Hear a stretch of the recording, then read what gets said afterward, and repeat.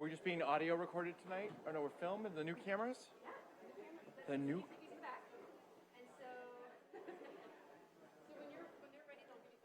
Oh, it's very nice.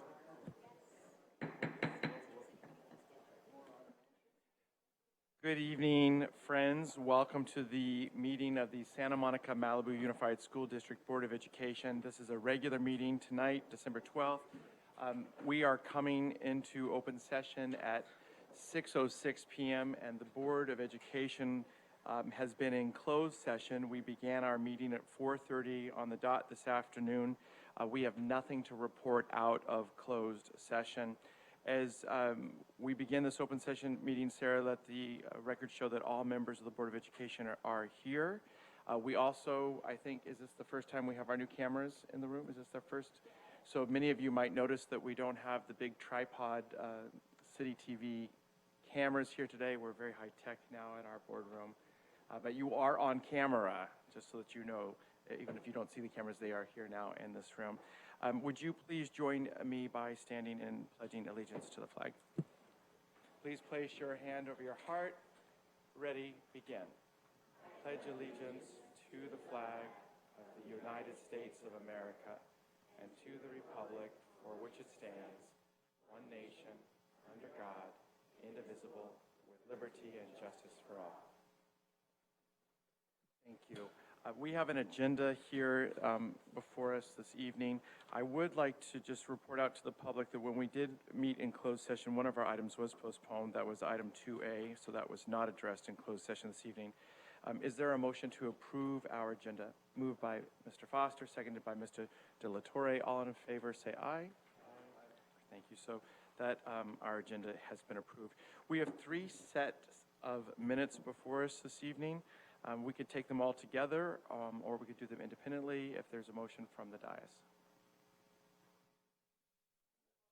Move all 3, seconded by, thank you, Maria, seconded by Craig, and then we'll go to a roll call vote.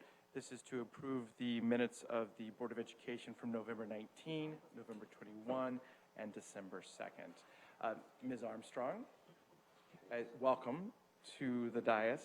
Our student board member from Olympic High School. So we always start with our student board member to give us his, her, or their advisory vote. We can abstain. Yes. Thank you. Mr. Mitcher? Yes. Ms. Leon Vasquez? Yes. Ms. Lieberman? Yes. Mr. Foster? Yes. Mr. De La Torre? Yes. Mr. Keene? Yes. And I'm also yes. So all 3 of those sets of minutes, Sarah, pass unanimously. That now brings us to the Board of Education commendations and recognitions. Dr. Drotti, I think I should probably go to somebody like Dr. Drotti. I would like to invite up Mrs. Deanna Sinfield, who will do the presentation. Actually, that's out of Outgoing. first. We're doing outgoing board president and vice president. That's why I thought I should probably turn it over to somebody other than myself. Yeah, so today is actually the last day that Richard will serve as president and John as vice president. And from my vantage point, I mean, you guys have done a wonderful job during the year. I mean, we have accomplished so much, from passing school bonds to incorporating new ideas in terms of project-based learning. So we've been through a long journey, and it's been fun, challenging at the same time, but you guys have navigated the whole process extremely well. So congratulations on a job well done. And I'm sure other board members will have something to say in a few minutes, but I wanted to thank you for all the work that you've done this year. Thank you.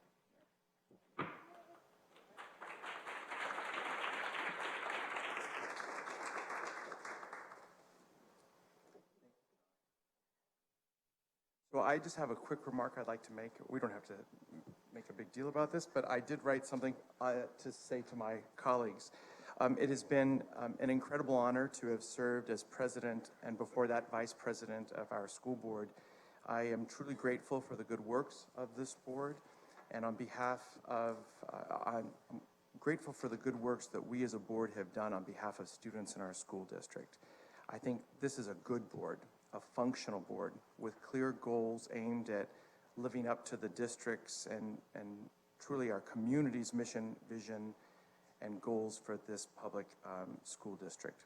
And then, Dr. Dradi, to you and your staff, I'd like to say also that the experience of serving as board president and vice president, being in board leadership, has affirmed my faith and confidence in our district staff. What I believe to be true, I know to be true after serving in the capacity and leadership of how hardworking and incredibly competent and devoted your staff is, including yourself. And I want to thank you and your staff for the good works and the collaboration that you do with the board each and every day. It's been an incredible pleasure. Thank you.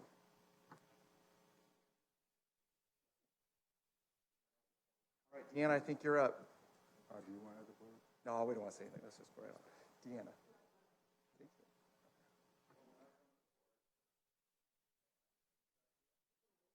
Yeah. Well, you can. I mean, I shouldn't control that. I mean, Yeah, I don't yeah. want to be the. Deanna, Mr. Sinfield, a few seconds up. Sorry. We didn't orchestrate that very well, so my apologies. So. Board members. I tried.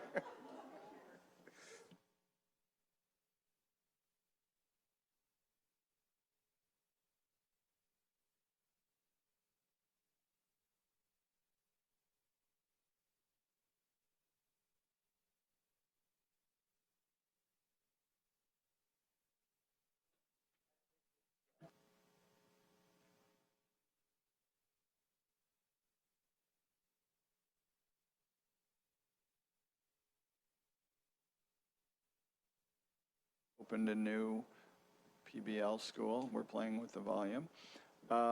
We've opened a new PBL school. We've named a campus. We've done 2 incredible bonds at very, very high support rates for the community, which I think is a very important sign that the community values education in Santa Monica and what we do for the kids of Santa Monica, what you guys have led us to do. And so I think we need to commemorate. Huh? And Malibu. Sorry. Yeah, well.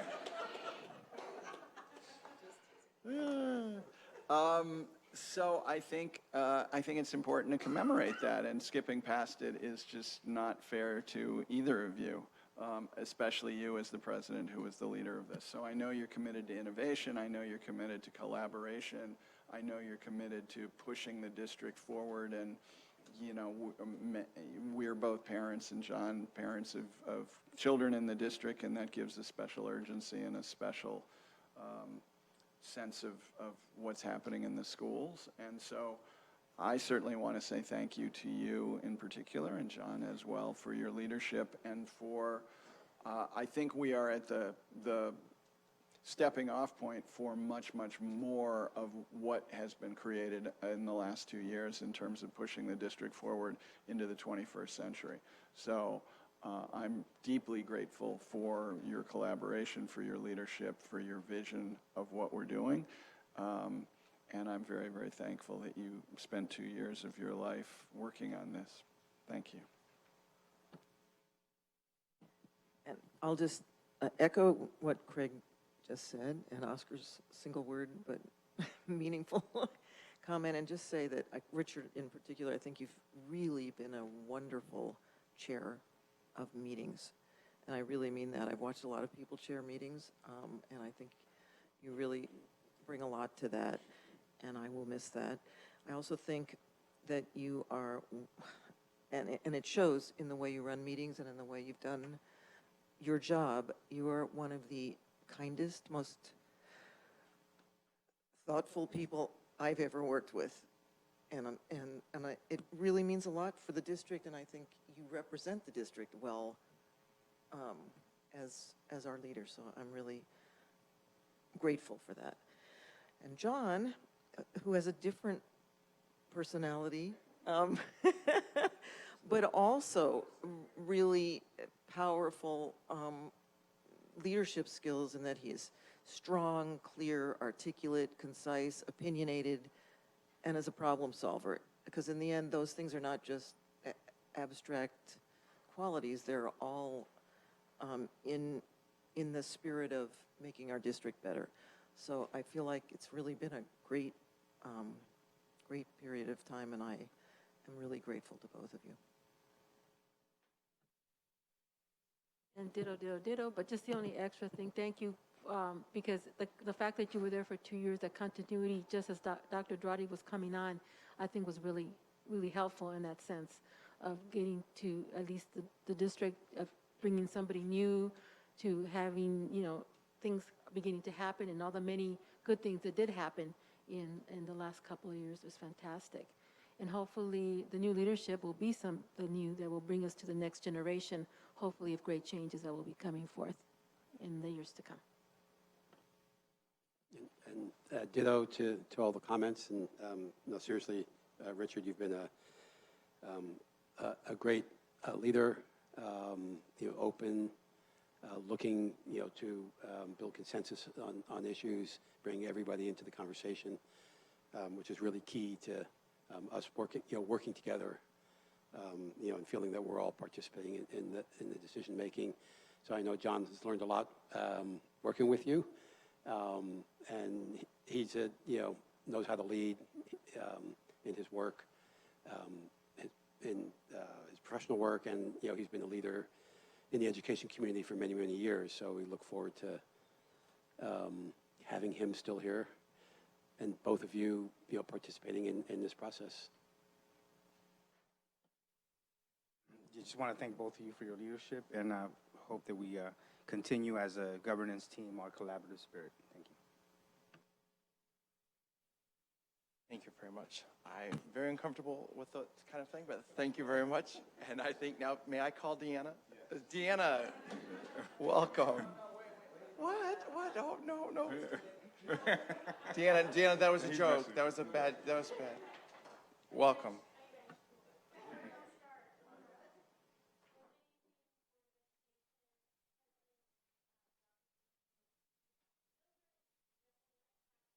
TJ, yeah. And you got it.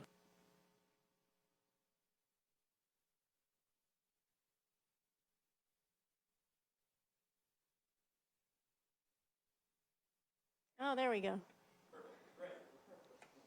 To our student member, to our union reps, Dr. Dradi, Ms. Warnbrock, Dr. Mora, Ms. Kennedy, and Dr. Kelly, good evening.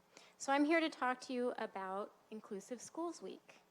So Inclusive Schools Week is an annual event held in December. Since its inception in 2001, Inclusion Schools Week has celebrated the progress that schools have made in providing supportive and quality education to an increasingly diverse student population, including students who are marginalized due to disability, gender, socioeconomic status, cultural heritage, language preference, and other factors.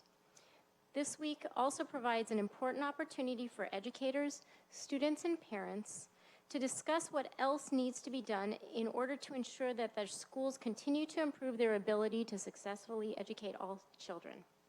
So in SMMUSD, we have a number of programs that help support inclusion. Recently we started the Circle of Friends again, which had happened many years ago, which was a buddy program that we had at Samo High. We restarted that. And there's 2 elementary schools who will be joining in. We have Best Buddies in Malibu, which is another inclusive school practice that's a lot like Circle of Friends. We have schools who have game areas at lunchtime in elementary schools so that students have a place to go if they don't want to play sports, but it's a place where everyone can commune and have fun and play games. We have Big Buddy, Little Buddy programs where our older students can guide our younger children through the process of going through elementary schools. We have book studies where students share books on diversity and are able to speak the same language to each other so that they can create an inclusive environment for all students. We continue to grow and adapt to the needs of our students and their interests because every student deserves a little bit of celebration. With that being said, I'd like to introduce the principal of Grant Elementary, Mr. Fuhrer, and his staff and students and families to talk a little bit more about how they are inclusive and what they do at Grant School. So I'd like to call Mr. Fuhrer up.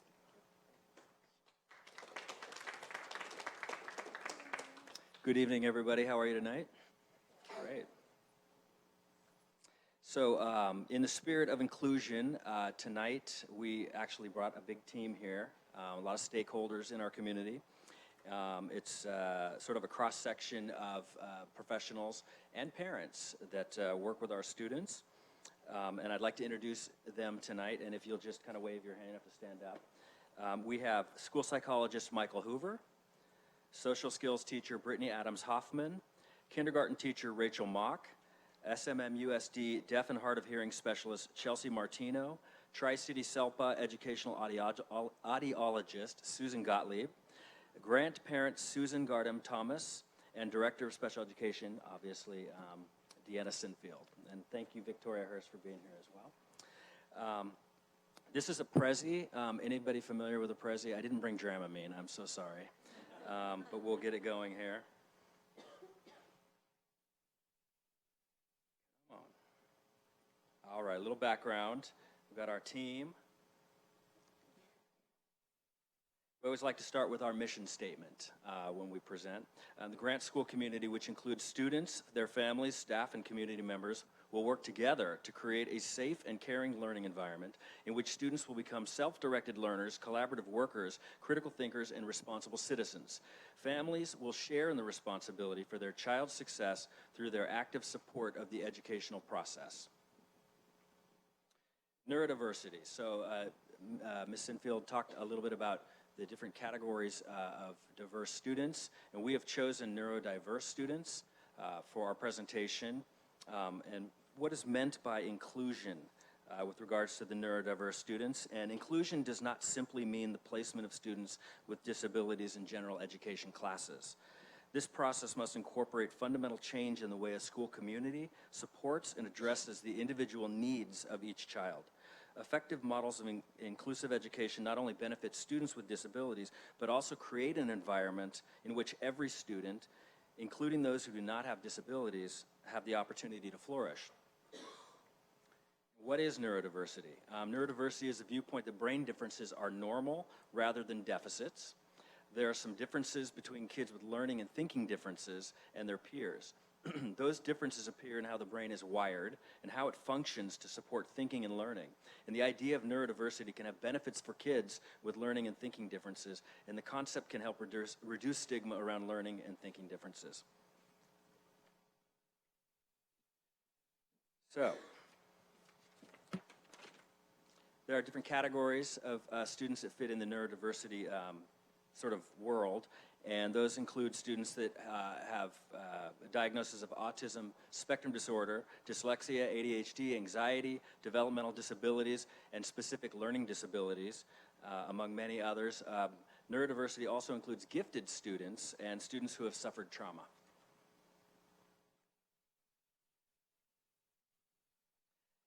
Let's see, we have Grant's overall instructional program contains specialized programs that serve our population of neurodiverse students, and the programs include, as you can see, specialized academic instruction in kindergarten through 5th grade. These are students that spend over 50% of their instructional time in general education classroom, but are pulled out to a smaller setting to work on their individual specific academic and behavioral goals.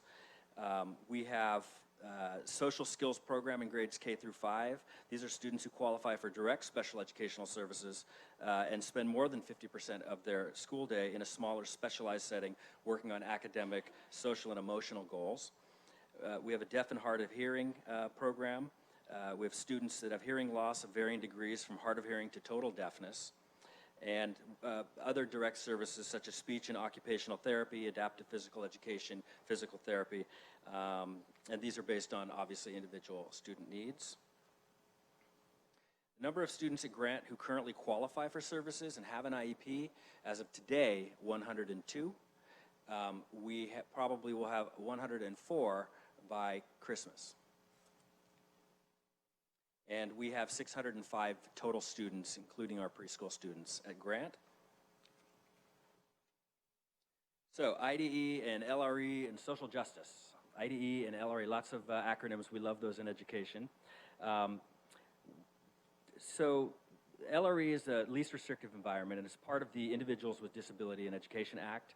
It says that children who receive special education should learn in the least restrictive environment, and this means they should spend as much time as possible with peers who do not receive special education. Additionally, inclusion is considered an issue of social justice. The organization Teaching Tolerance says that in order to make classrooms physically, emotionally, and mentally welcoming to all students, we have to be aware of ableist attitudes. And we must emphasize that disability is simply another difference, like race or gender.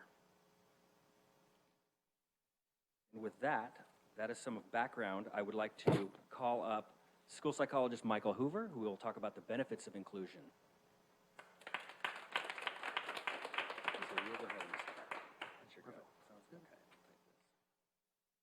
Good evening.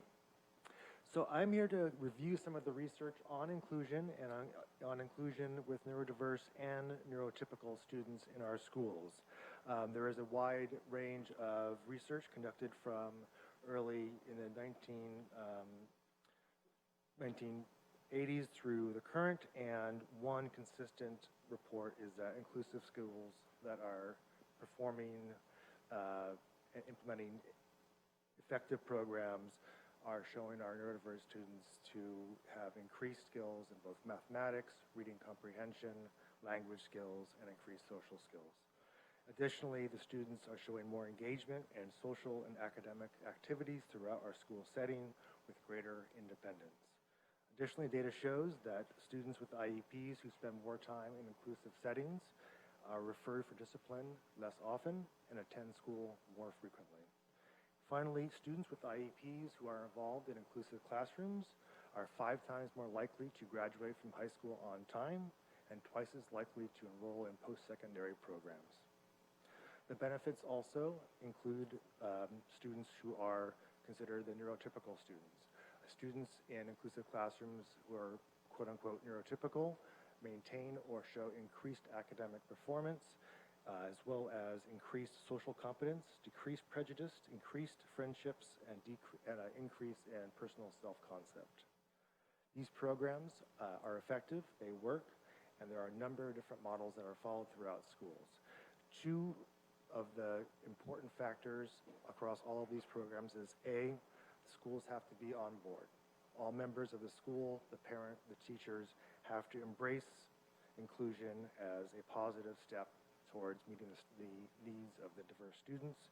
Additionally, frequent and effective communication between general education, special education, parents, and administrators is needed in order to implement important inclusion schools. Thank you.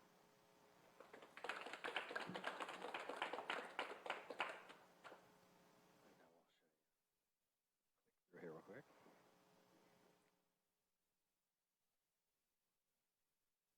Anyone wants to see this after the fact, we'll go ahead and get you the link. That's all right, you did great. Thank you. And now I'd like to call up Brittany Adams Hoffman. She's one of our social skills teachers at Grant. Come on up. Hello, everyone. My name is Brittany Adams Hoffman. I teach the 3rd through 5th grade social skills classroom at Grant. Inclusion is an integral part of our program. Having the title of Social Skills Classroom indicates that one of our primary challenges for the students in our program is social functioning. Each of my students are included in various amounts of minutes as appropriate and determined by their IEP team. While there are so many benefits to inclusion, the primary ones that have stood out to me in my experience are, first, the development of diversified friendships. I've witnessed students who have significant challenges in communication become friends with typically developing peers and become more motivated to communicate with everyone around them. The generalization of newly acquired skills happens more quickly when neurodiverse students are understood. Second, the understanding and empathy that is developed for all students involved is unmatched. We live in a world where we rush around and we're so focused on getting to the next task that we often forget to slow down, to understand, relate, and help one another. Students involved in an inclusive classroom are more likely to ask questions to appropriate staff members to learn about differences in an educational and kind-hearted way. Third, increased achievement and opportunity for all. Neurodiverse students and neurotypical students alike benefit by being given the opportunity to support one another in learning. Allowing our students to experience diversity in all forms gives all of our children the advantage of awareness and the love of difference. Some of the challenges have been having consistent, well-trained staff in our classrooms. Paraeducators are really the lifeblood of successful inclusion.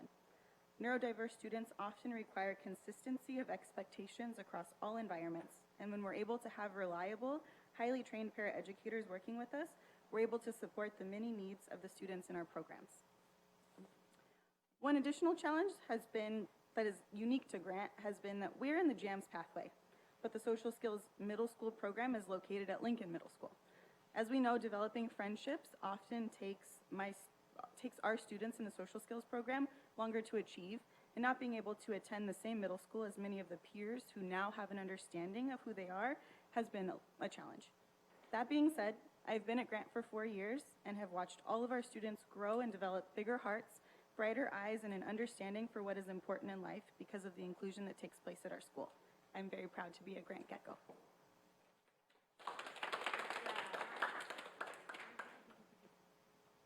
Now I'd like to call up kindergarten teacher, former literacy coach, and fourth grade teacher at Grant, Rachel Mock.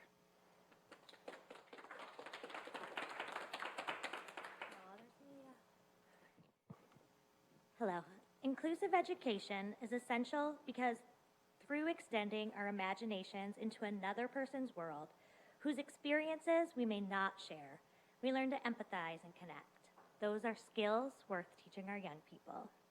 Inclusion does benefit all of our students. The general education students in my classroom benefit from seeing students learn in unique ways, which in turn fosters empathy. The general education students become peer models and in turn help students with various needs get excited about learning and learn how to communicate in the classroom setting. I have 2 students, who have pushed into our classroom all year for PS Arts, Library, Computer Lab. Just this last week, one of the students started pushing in for math, and he excelled. So this week, we began having him push in for the entire day. In this short time, we have supported him when it was really a struggle for him to say good morning to his peers in the morning, and he's able to do that now. He went from walking in warily to just yesterday when they came to pick him up, he said, "I don't want to go." How does it benefit the rest of the students? Just today, that same young student came to the board and wrote a math equation, and that's pretty difficult in kindergarten at this time. At least 5 of his classmates just said, "Wow, he is good," because they were so impressed with his mathematics. This student has taught us all that we all learn differently and different's good. The inclusion model allows the general education teacher and the special education teacher to collaborate. Through this collaboration, we, as gen ed teachers, benefit from learning strategies and scaffolds that are used as accommodations with our entire classroom.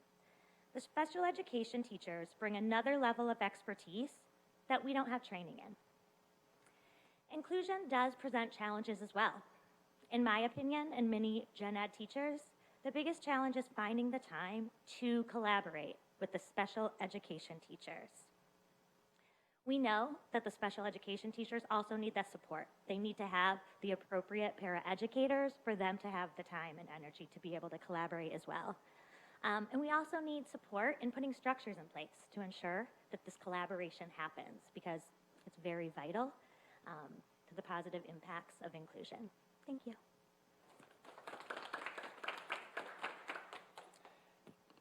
And members of our team that don't live at Grant with us, but they come and service our students are Chelsea Martino and Susan Gottlieb. If you can come and talk about our deaf and hard of hearing.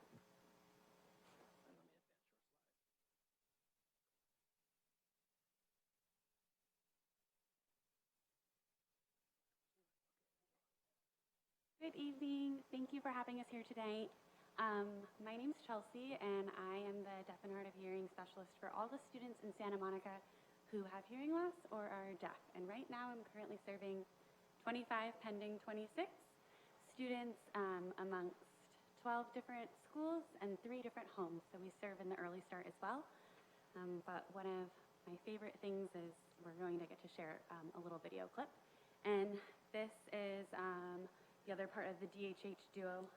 Susan, we collaborate all year long. That's right, we work together. I'm also in Culver City and Beverly Hills. Andrew Lee is one of our students. He's been with us for a while. In fact, Chelsea and I both worked with him before we were even hired on to work in our role here in Santa Monica. And I will say he fits right in with the mission statement at Grant, including him and working with him. We work with the community, his family, his teachers, and all of the other specialists who work with him as well. So as the DHH teacher, I support students both in language and receptive language and listening skills, self-advocacy skills, and receptive vocabulary. And one of my favorite pieces is seeing my students build their self-advocacy skills to speak up for themselves. And we do this through a partnership with the general education teachers, the special education teachers, the psychologists, really the whole IEP team. But one of the first things we do at the beginning of the year is have our students come and present to their class about their hearing loss. So we come in, Susan and I both come in with our model of an ear and a story and share about how hearing works. And it's really more of a science-based lesson. And then we move into that student's particular needs, whether they hear through cochlear implants or whether they hear with hearing aids or whatever type of adaptive hearing equipment they use. We share that with the class so that the class has an opportunity to ask questions. They have an opportunity to get to see the equipment up close and personal, and that the student is able to openly share about their own needs. We compare it to how students wear glasses or use wheelchairs or different type of adaptive equipment, but we focus on hearing. So I'll let Andrew share a little with you.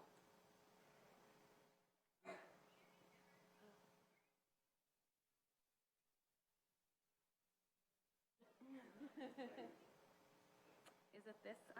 The HDMI is plugged in.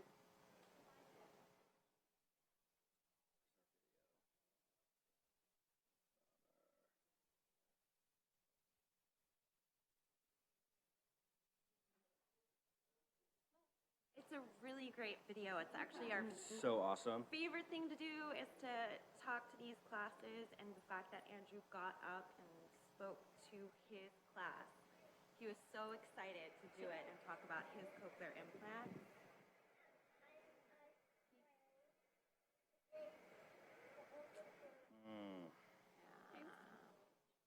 Sometimes technology is not on our side. Totally worked at my For desk. context, he's a 2nd grade student. And He's got charge syndrome, which means he's impacted in a lot of areas, including his hearing. He has balance issues related to the hearing. What services does he get? he receives a lot of services, and the whole team works together to make sure that he's included with his peers. So what you would have seen, and hopefully we'll be able to show this to you at some point, but what you would have seen is Andrew, 2nd grade Andrew, standing up there teaching his classmates about his disability. It's really heartwarming. I'm sorry that you can't see this video. It worked at my desk. I don't know. But thank you both for all the work that you do with our students. So let's hope that the other one, I have a backup for the big video. Let's see if it works. This one was, yeah. Oh, maybe.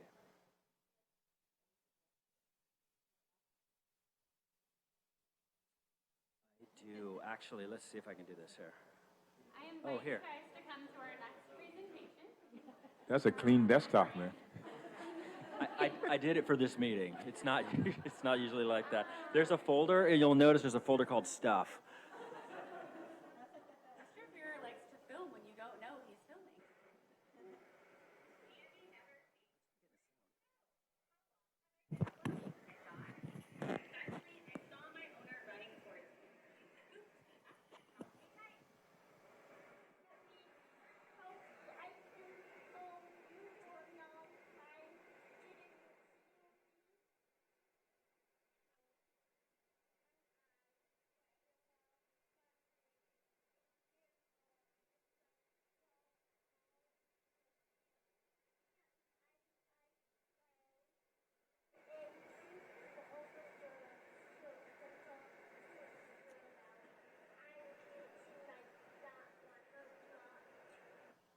Okay, so you got the visual. You got the visual, and I imagine imagine being in second grade with a disability. Imagine the bravery it takes to come up and teach your peers about your disability. Okay, let's see if I can get us back on track here. Where were we? Thank you so much. Sorry. Let's move ahead here. Okay, moving on. All right, parents. We truly believe at Grant School that parents are part of our team.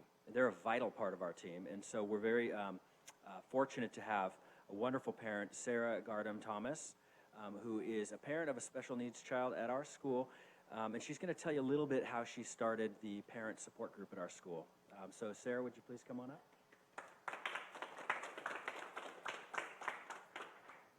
If you feel compelled, you can hit the arrow.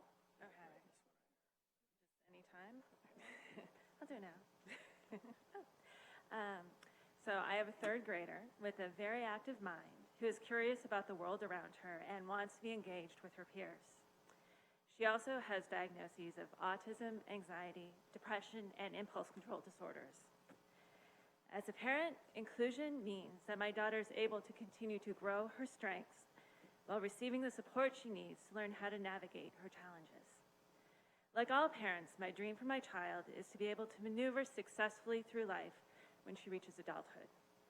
Gaining academic and social goals in an inclusive classroom prepares her for this. Lucy could not function in the gen ed classroom without the proper support from her gen ed teacher, para-educator, and the entire Grant special ed team. I am so fortunate that my child attends a school staffed by knowledgeable, well-trained, and compassionate adults. There's no set recipe for creating the best environment for each child. It takes a team of truly dedicated professionals to make adjustments until the right supports are in place. Grant has these people. Even with the right supports in place, having my child in the gen ed environment does leave me feeling vulnerable. I have the child who stands out and who other children and parents may not understand. My child is often not invited to play dates and parties. Social events may be too loud or too crowded or too competitive. Her evenings are not filled with extracurricular activities, but with in-home therapy. I am often cut off from the social network and peer support gen ed parents have access to, and it feels lonely. In an effort to change this, I reached out to other Grant special ed parents and to Principal Fuhrer in the fall, and we created the Grant Special Ed Parent Support and Resource Group. Our community liaison, Florencia Ram, set up our first meeting, and it felt like a big success. We had about 20 parents show up. It was great. I'm looking forward to experiencing the growing sense of community among Grant special ed parents and the ability to help parents who are feeling alone and struggling. Progress has also been made on the gen ed front. Brittany spoke at a PTA meeting this fall, giving parents insight into our special education program. The PTA president attended our special ed meeting, and we talked afterward about working together to help integrate the two sets of parents. As always, education and conversation are the best ways to ease misunderstanding and apprehension. Inclusion can be a lot of work, but the promise that our students will have a brighter future because they're included in general education now makes it a necessary undertaking. Thank you.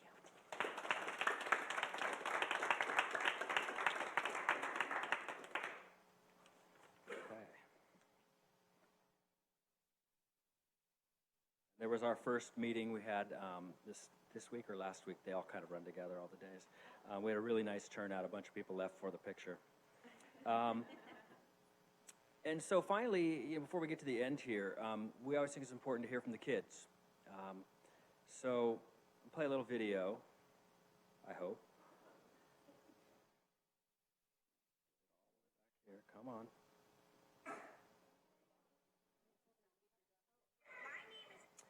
There's an icon up here that says no sound. Is it muted or? Oh, you heard it? Oh. Okay, let's see. Let's see what we can do. Thank you.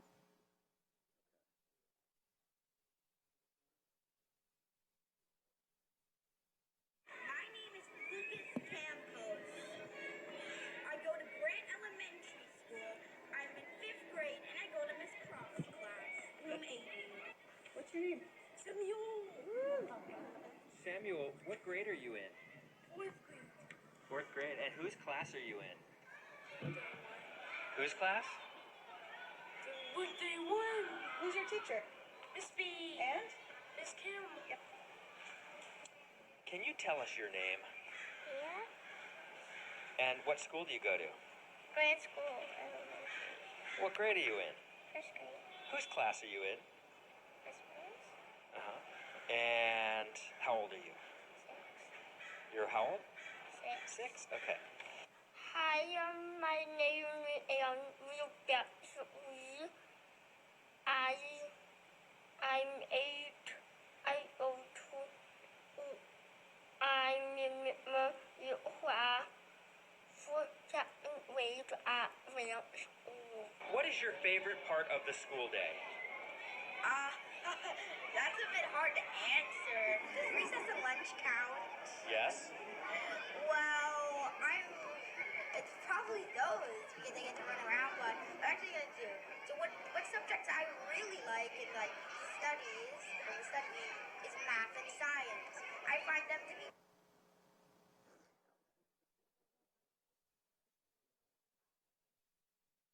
You know what I'm going to do?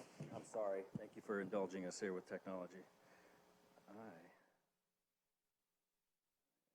Something else. Hold on. Sorry. Very useful because I want to have a good paying job, and math is very important. Hold on. Sorry. One sec. Pause.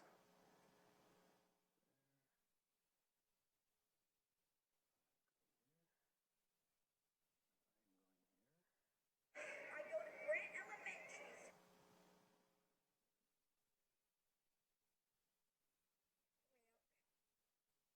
School day. That's a bit hard to answer. Does recess and lunch count? Yes. Well, it's probably those because I get to run around, but I'm actually gonna do. So what subjects I really like in like studying is math and science. I find them to be very useful because I want to have a good paying job, and math is very important for counting money. And I want to be a scientist. Math means everything, solving equations. And science is also really cool. Studying the planets will be cool for my future job too. Samuel, what is your favorite thing to learn at school? I like to learn about science. What is your favorite part of your school day? Math. Why? Because there's a lot of math things. What is your favorite thing to learn at school? I have 2 favorite things. Math and reading. Math And reading. and reading. How do you feel when you're in Mrs. B's class? Happy. How do you feel when you go to Miss Kim's class? Happy and proud. How do you feel when you are in Miss Blair's class? Happy Why? because there's a lot of math. Because there's a lot of what? Math. Math. And what about your friends? My friends are special to me. Oh. I have to say the hardest thing of school is probably the fact when you fail stuff and get nervous you're not gonna pass like a state test or something. That's probably the worst. But it's never happened to me, or at least I think it's never happened to me. That's probably the worst part of school. What is the hardest thing about school for you? Math?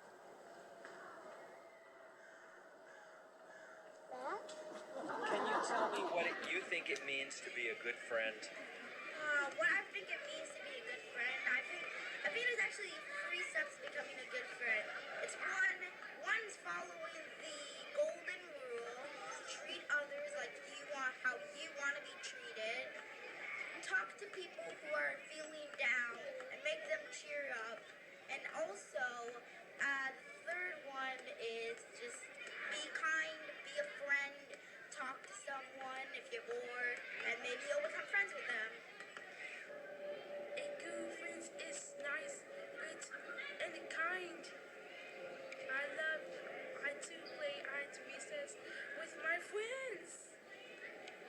think it means to be a good friend? Giving people's hugs. What makes Grant a special place is I honestly just it's the teachers. It's just the teachers.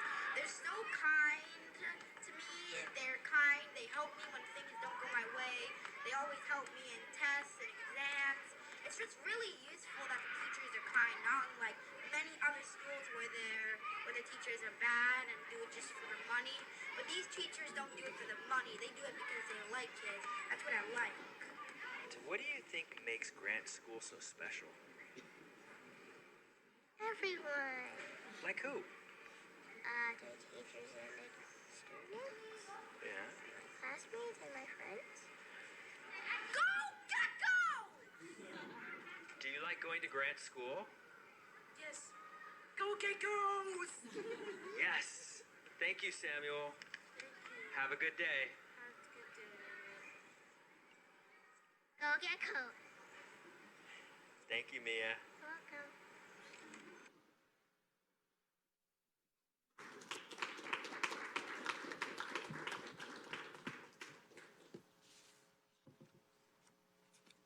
That stuff kind of gets you right here, you know?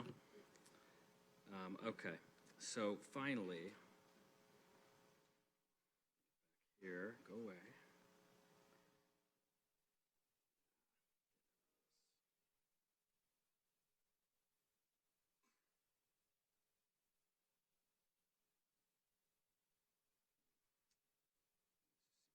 Oh, here we go, okay, sorry. It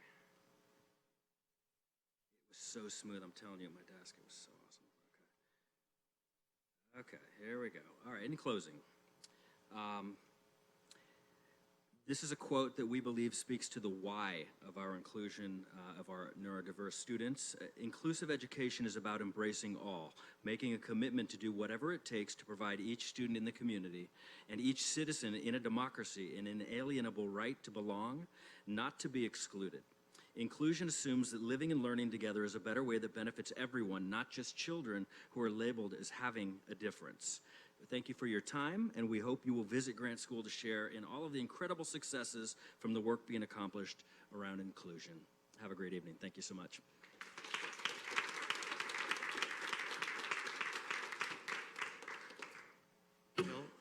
Gail, would you be able to take a picture with us as the board? Are you all open to that? That'd be great. Sure. Thank you.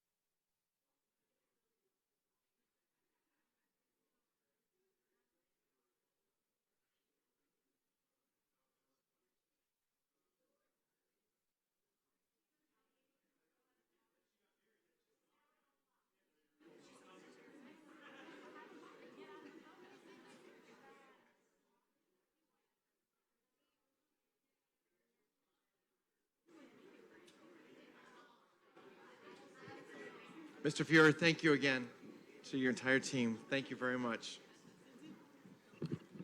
Dr. Dradi and colleagues, that now brings us to our study session this evening, which is item 5A, which is our Santa Monica Malibu Unified School District student performance, which is our additional lag metrics. I would like to bring up Dr.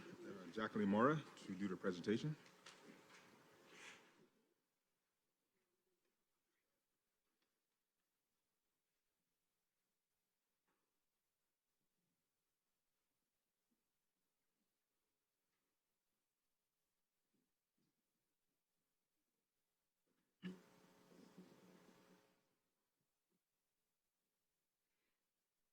Good evening, Board President, members of the Board, Dr. Dradi, Cabinet, and guests.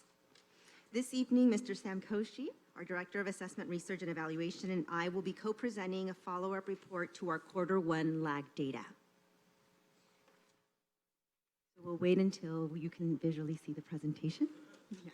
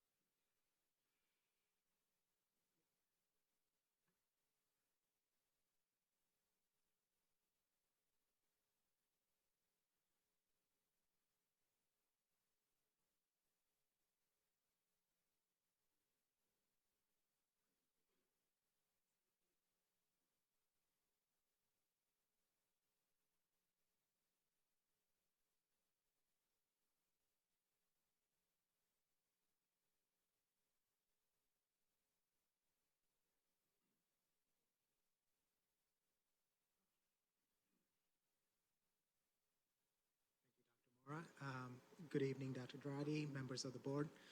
So as Dr. Mora mentioned, today we'll go over the second part of our Q1 lag metrics.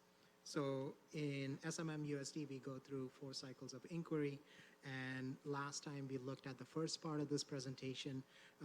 The second part was due in part to align with the public release of the dashboard, which happened today, and so some of these metrics align with that release date. So to kind of mention the metrics we choose based on our 3 LCAP goals. For goal 1, we'll look at the early development instrument EDI. We'll look at the cohort graduation rate. We'll look at the graduates meeting the UC CSU A through G requirements. We'll look at graduates passing 1 or more AP classes.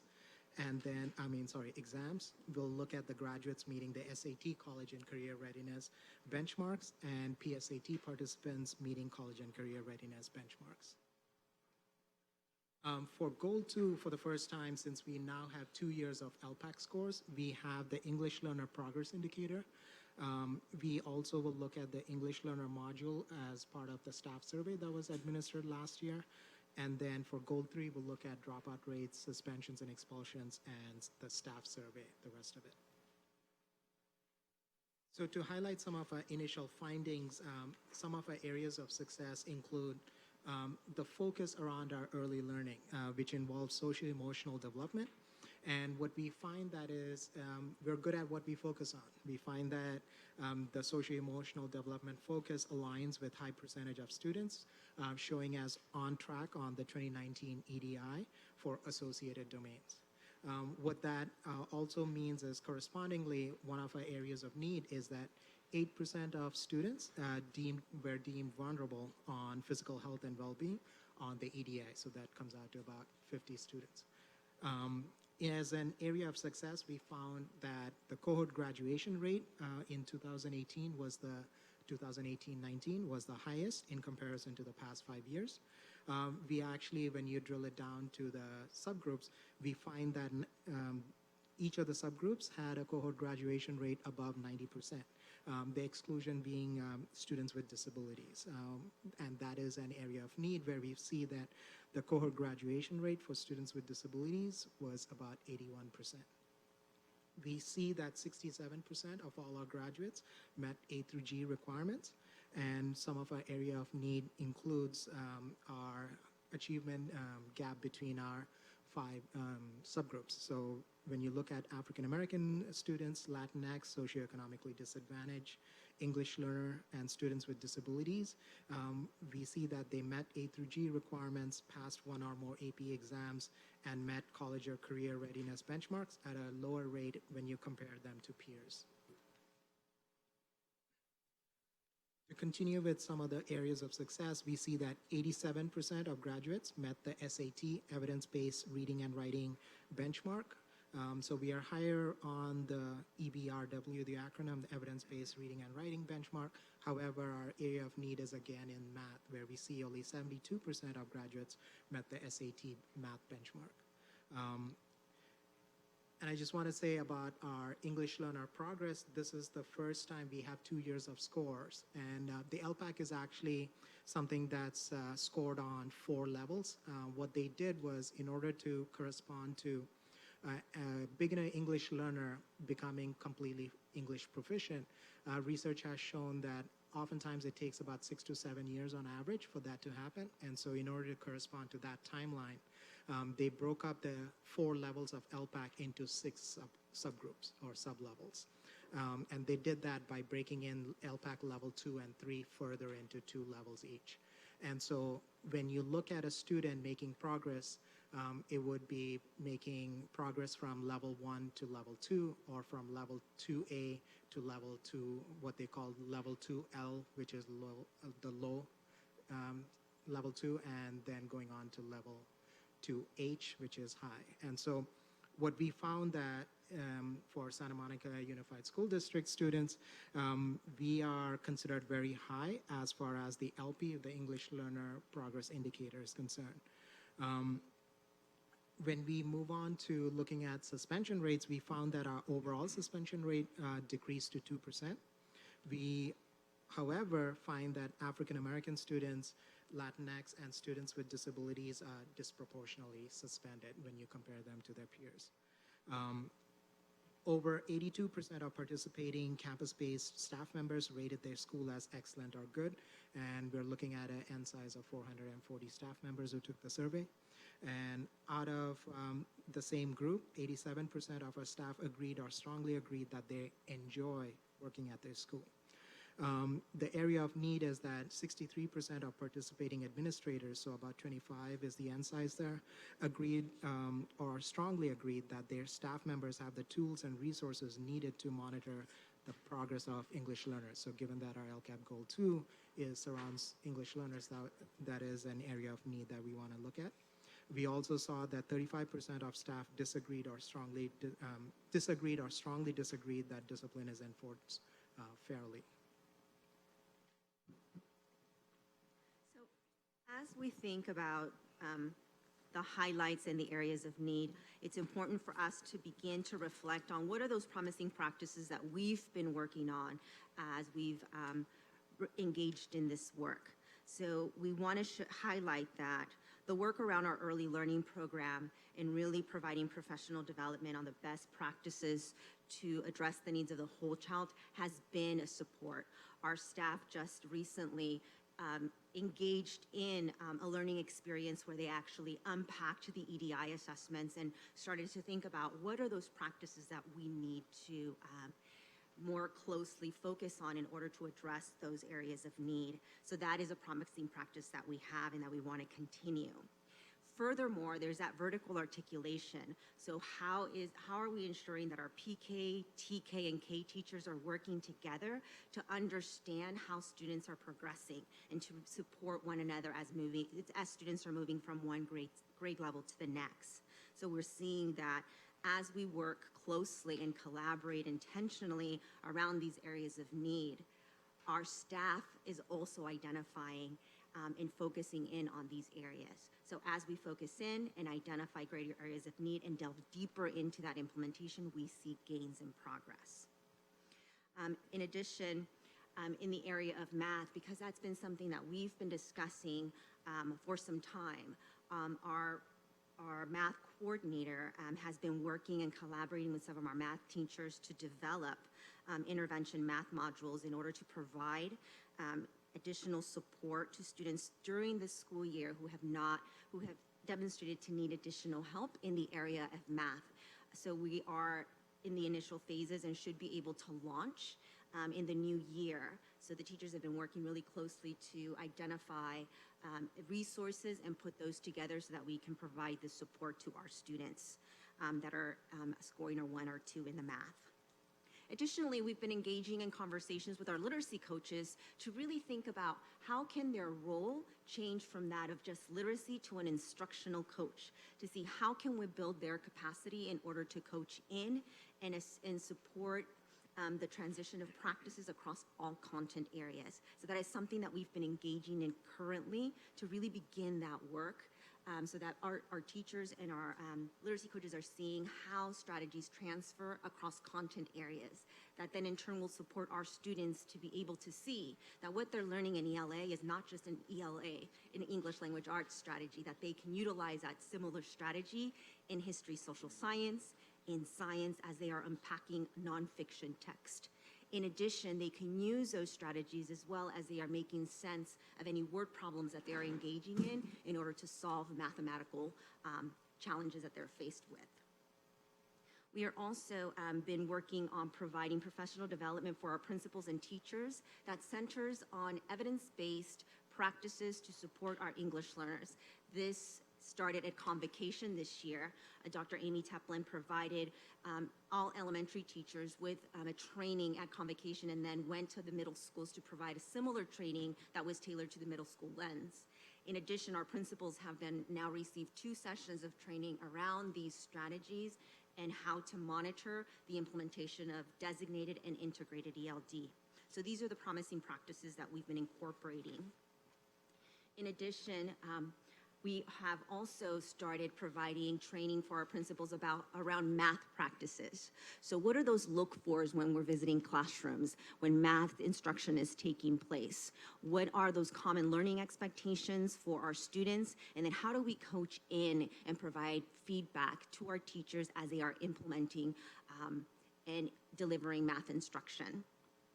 Additionally, we are providing ongoing professional development on project-based learning on this approach to our various staff, along with support in lesson design and the sharing of best practices. This is not something new. We started last year. This is part of what we value as a learning community, so we are continuing to provide this support to our staff and bringing on new staff members in this learning journey. We're also continuing to provide ongoing training around social justice. We've started our social justice cohorts again this year. Dr. Satinder Hawkins has been facilitating that work, and we are well on our way to really integrate the social justice standards and develop lessons and units to be able to bring to you later on in this year. In addition, when we're thinking about addressing the areas around the social, emotional, climate, and culture pieces, thinking about how are we integrating restorative justice as part of the way we do things. We are continuing to provide the training for level 1 and level 2 restorative justice, and we are seeing the implementation of these strategies within the classroom to address small behavior challenges and as well as more complex situations. But it's really about how are we building the capacity of our teachers to engage in this work so that it's not dependent on one individual to support the resolution and the development of strong relationships within the classroom and within the school site. And lastly, one more promising practice that I do want to call to our attention is the work that our counselors are engaging in order to ensure that all of our students, especially including students within our target groups, our African American, Black students, Latinx, students with disabilities, we are making sure that we are targeting and connecting with our students, especially these students and families, to support them and encourage them and help them build plans, learning plans that will meet their respective goals. This continues to be an area of focus for us. I know that they've been, at the high school, they've been working diligently to invite students to participate in a summer AP boot camp that helps them in building that relationship with teachers and then making sure that they're enrolled in that respective teacher's classroom to support them throughout the year. That has been successful, so it's really continuing to engage our families and do targeted outreach to have more students participate in that particular experience in the summer that will carry out through the year. Now, as we think about what are our next steps, right? We talked about the practices that we're currently implementing, and many of these we will continue to implement because we need to delve deeper, we need to unpack them further, because we want to make sure that they are integrated across all of our campuses and reflected in each of our classrooms. But we also have consideration for next steps as we think about how can we more consistently and intentionally address these areas of need.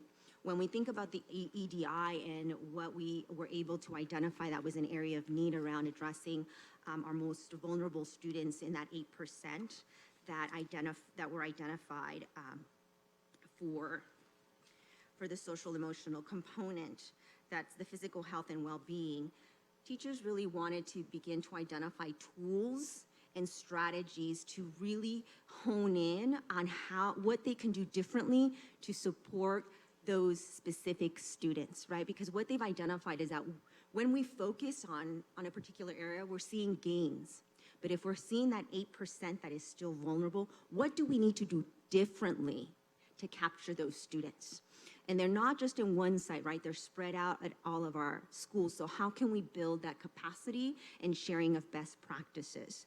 So they're continuing to engage in those conversations, strengthening that vertical alignment so that even though our kindergarten teachers are the ones administering the EDI, our PK teachers are engaged in that process and understand the role that they play within that learning experience for our PK students that then move to TK and K. So it's really about all of us working together and seeing how we impact student learning down the line. In addition, we have also been looking at developing a common tool for internal learning walks. So making sure that we are visiting classrooms and providing targeted feedback on the implementation of identified strategies for the development of academic language for our English learners. But not only in the ELD component, we are also looking at how are we visiting classrooms with a clear focus to provide teachers with feedback in the implementation of math instruction. So that's something that we are looking at now, and we're creating that tool to provide that targeted support. We're also looking at how do we expand professional development, and we've talked about this before, in clarity around how are we building the academic vocabulary of our students that are standard English learners, students that are multi-generational, that are English speakers, but may have another language at home that they've experienced, and validating the language that they come to school with, while at the same time supporting them in developing the language of the discipline so that they can have access to the course that is being provided. So how do we make sure that we are targeting and supporting their specific needs, while at the same time supporting the needs of our English learners? So these are some of the next steps that we are looking into that we believe will support the work that we've started. And at this point, I will open it up for any questions or wonderings in relationship to the data that that's been shared with you, and any of the practices that we delineated this evening. Thank you. Members of the board? Oscar? Maria? Thank you very much for the report. I was looking at some of the data. There was one that caught my attention in terms of, I think it was, here we go. 63 participating administrators strongly agreed that their staff members have the tools and resources needed to monitor the progress of English learners. So that's about, so that'd be like 37% of administrators don't believe that. Don't feel that that's all their staff. Exactly. Yeah. That's why we've identified it as an area of need, which is reinforcing the work that we've engaged in this year. So one of the questions that I have in terms of assessing sort of our hiring practices, how do we go about prioritizing staff members with that type of skill set, so that we can shore up those weaknesses? Like in terms of recruitment of those type of staff members, that the quality of the staff member. So I will ask Dr. Kelly to share in relationship to any of the HR recruitment practices that we're currently implementing. But I know that we do have a process that we engage in around interviewing and recruiting staff, but I will defer to Dr. Kelly to expand on that.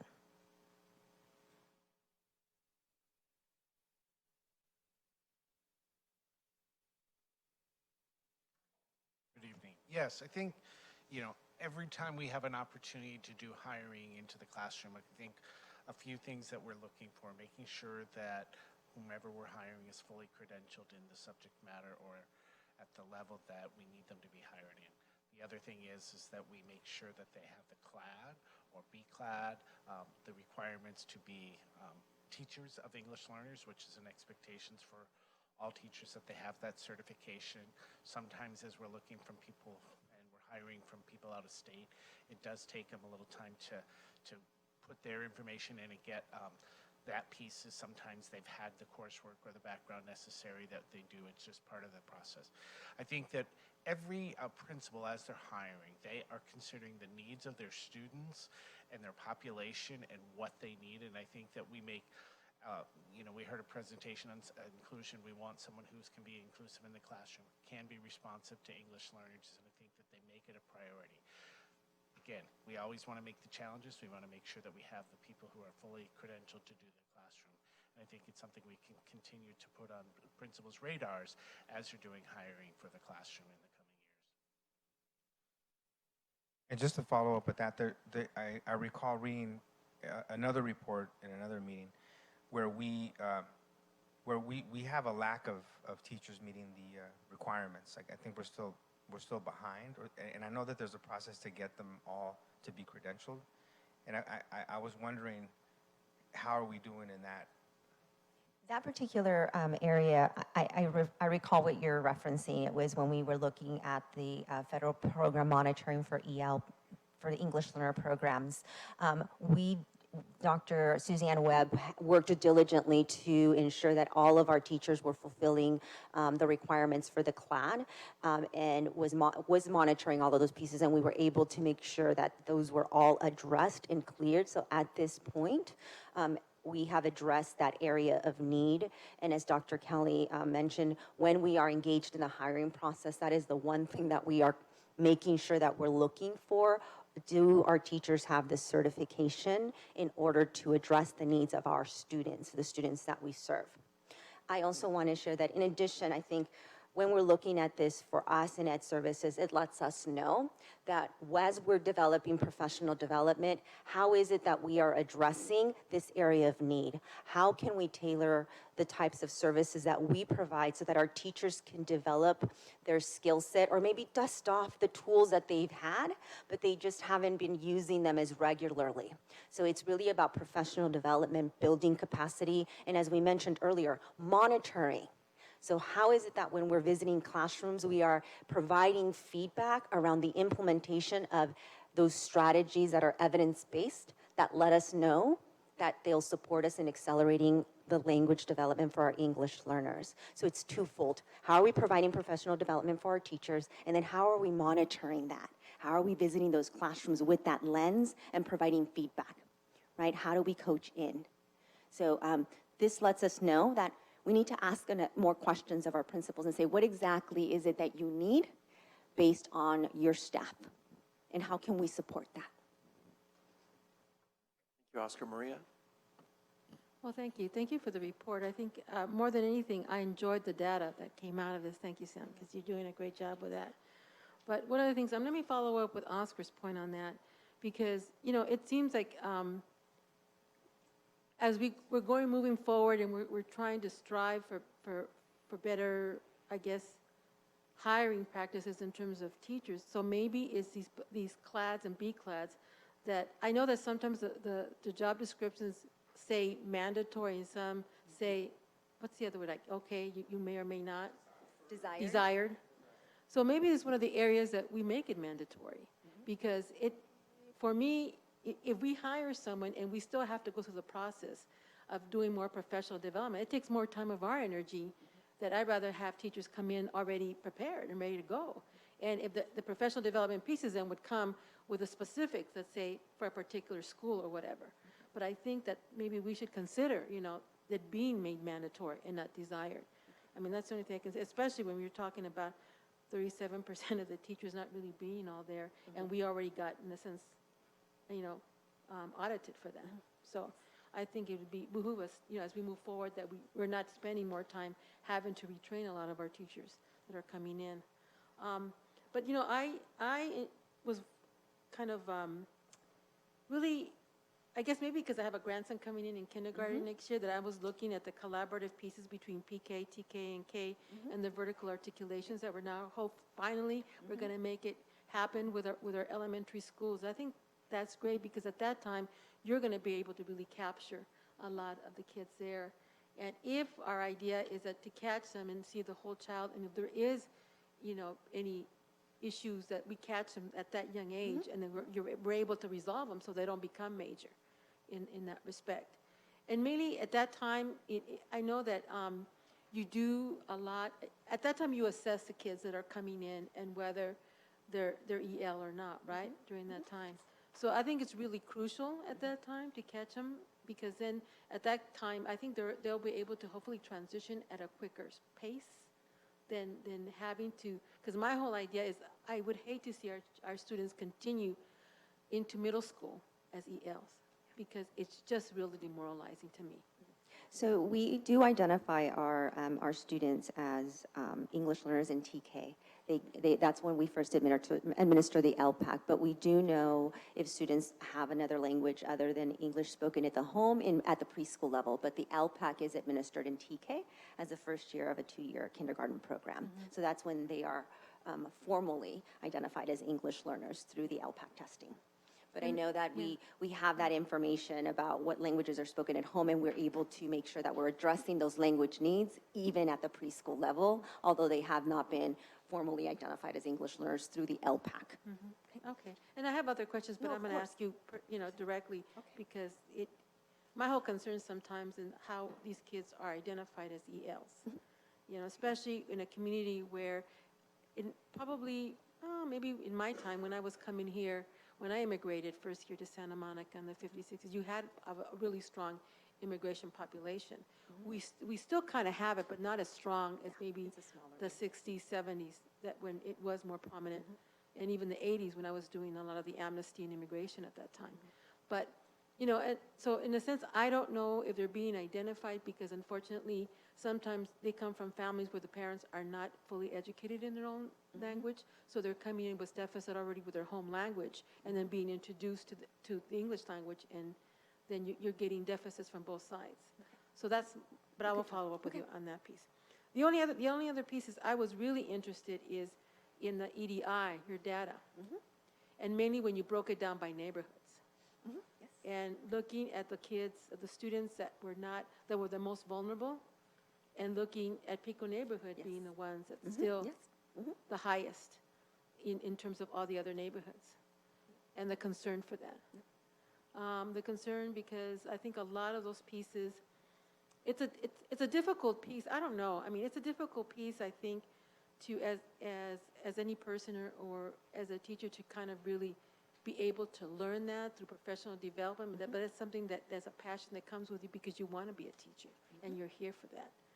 So for me, I was kind of hard to see that, to still kind of see that happening, and maybe if we can pull that piece of Pico neighborhood out and figure out, like, what is it that we can, and I don't know what page it is on, but it's under, what? 27, okay, because I have it on here, not numbered. Okay. But This one? Okay.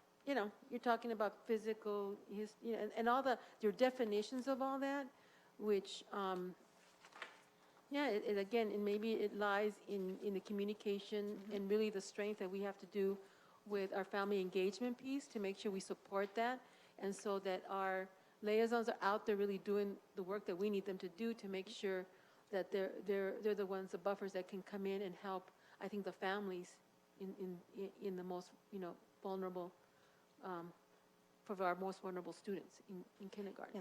And when we're thinking about the physical health and well-being, one of the questions that might come up is like, well, what does that mean, right? What is the criteria? What are we identifying as that? So we're thinking about attendance, our students out of school because due to illness.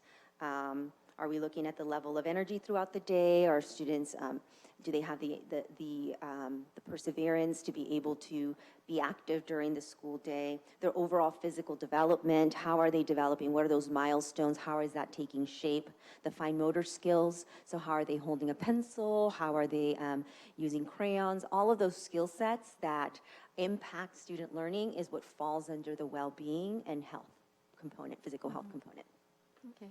So Well, it's thank like, you. how are we sharing this information with families? How are we building those relationships? So our teachers are very much honing in on that because that's an area that has been identified. Even though we've seen gains, it continues to be something that is there that we need to address. Yeah, and I know a lot of the stuff, Sam, you've been putting this stuff together, so thank you. This was a really key one for me, very revealing in terms of, and what we have to kind of keep pressing on, because sometimes we just say, yeah, but we have to keep seeing that always in forefront, yeah. Yeah, thank you for your comment. Like, as you said, it actually highlights, and I know the city is also looking at, because it's the It's idea part here of is, the wellness report card, yeah. exactly, looking at all the resources that are available for the child Right. to measure their readiness as they come into kindergarten. Another interesting point is, like last year, when you look at the same EDI by neighborhood, Malibu was actually really high on the number of students who are vulnerable on the emotional maturity side, and that is no longer the case. And so it fluctuates year to year, and so next year what I'll do is I'll give you a 3-year average to stabilize the data a little. Oh, that would be great. Okay, that would be great. Okay, I have a lot of stuff because I did do my homework yesterday, so I was gonna. The only other piece that I have is let me see. Oh, the other piece is that the math and English support for teachers. And thank you for doing that. But my only other thing that I would love to do is, I think my role, as you all know, I work for Santa Monica College, and I'm on a lot of the hiring committees for teachers coming in. And my role, I think I've been there to make sure that we diversify our faculty there at SMC. But one of the key things there that I think which is key, and I hate to say, but when we get teachers that are going to be doing the math and science that are diverse, and their backgrounds come from very diverse, where you're talking more socioeconomic, lower socioeconomic, it makes a big difference and impact on how they teach and to make sure they're going to reach those students that are not being successful. So I know that I gathered, and I've been going to a lot of the meetings there at the college, and hopefully if we can make it another attempt to gather the math and the English teachers again from Samo High and the college that are more diverse to come together, I think we'll have a bigger impact in that respect than just in general. Because just in conversations, we all talked about how we did, and I did well. I got ahead in math. I was doing calculus as a senior, and my kids got ahead. But those are those kids, but we're talking about the bottom end kids. So that's not where everybody's kids are at. So we need to kind of, I would like to get involved with that with you, and I'll talk to you on another. And then just lastly, my, and I don't know how to say it, but is I know that we talk about APs and we talk about the, making sure that all our kids meet those criteria that the state gives us to meet, A through G, that we take and it goes on, ACT, PSATs and all that, which really puts a big, how can I say, stress on our kids. And for me, I'm not been a believer of these tests, which I don't think at any point test you for anything. But, we have to comply with what the state gives us. But my only thing is, for many of our kids, if we can support, this is and I heard it when I was there at CSBA with some of, just talking, not so much in one of the workshops, but just talking to individuals. Mainly I have a lot of friends that are principals or that were there, and that superintendents, and they're concerned the fact that do we really need to gauge all our students with the A through G requirements, especially, let's say, for example, for those, I'm talking the 25% on top, well, they're on target, but I'm talking the other 75% that may or may not, and whether would it be a better service for us to support them in making sure they're going to get through us, and whether they choose the career or a college pathway, either way, that we support them without having to stress them out, that the only way you're going to be successful if you do A through G. The only time you're going to be successful is if you take an AP and pass one of them. I mean, that's so much stress. And the only reason why I'm saying that, colleagues, is because, I had 2 students of mine that my daughter and my niece have both were at the same year, one who was high and the other one was struggling. But at the end of the day, both of them got into college, and my niece, who I'm so proud of, got into UC Santa Cruz, UCI, UC Irvine, and then UC, I forget the other one, Merced, at the end of the day. And here's someone who was coming in with just a strong 3.0 and had a lot of hard issues with probably a C average in math and English and barely finishing algebra 2 because she just couldn't support that. So I understand that sometimes putting that pressure on these students to be successful sometimes isn't what we really need. And in supporting, and you understood that, so I supported her every way I knew because I knew she was going to make it through. But I was going to show them, because at that time, remember you had to pass that exam for high school? Yeah. She never passed it.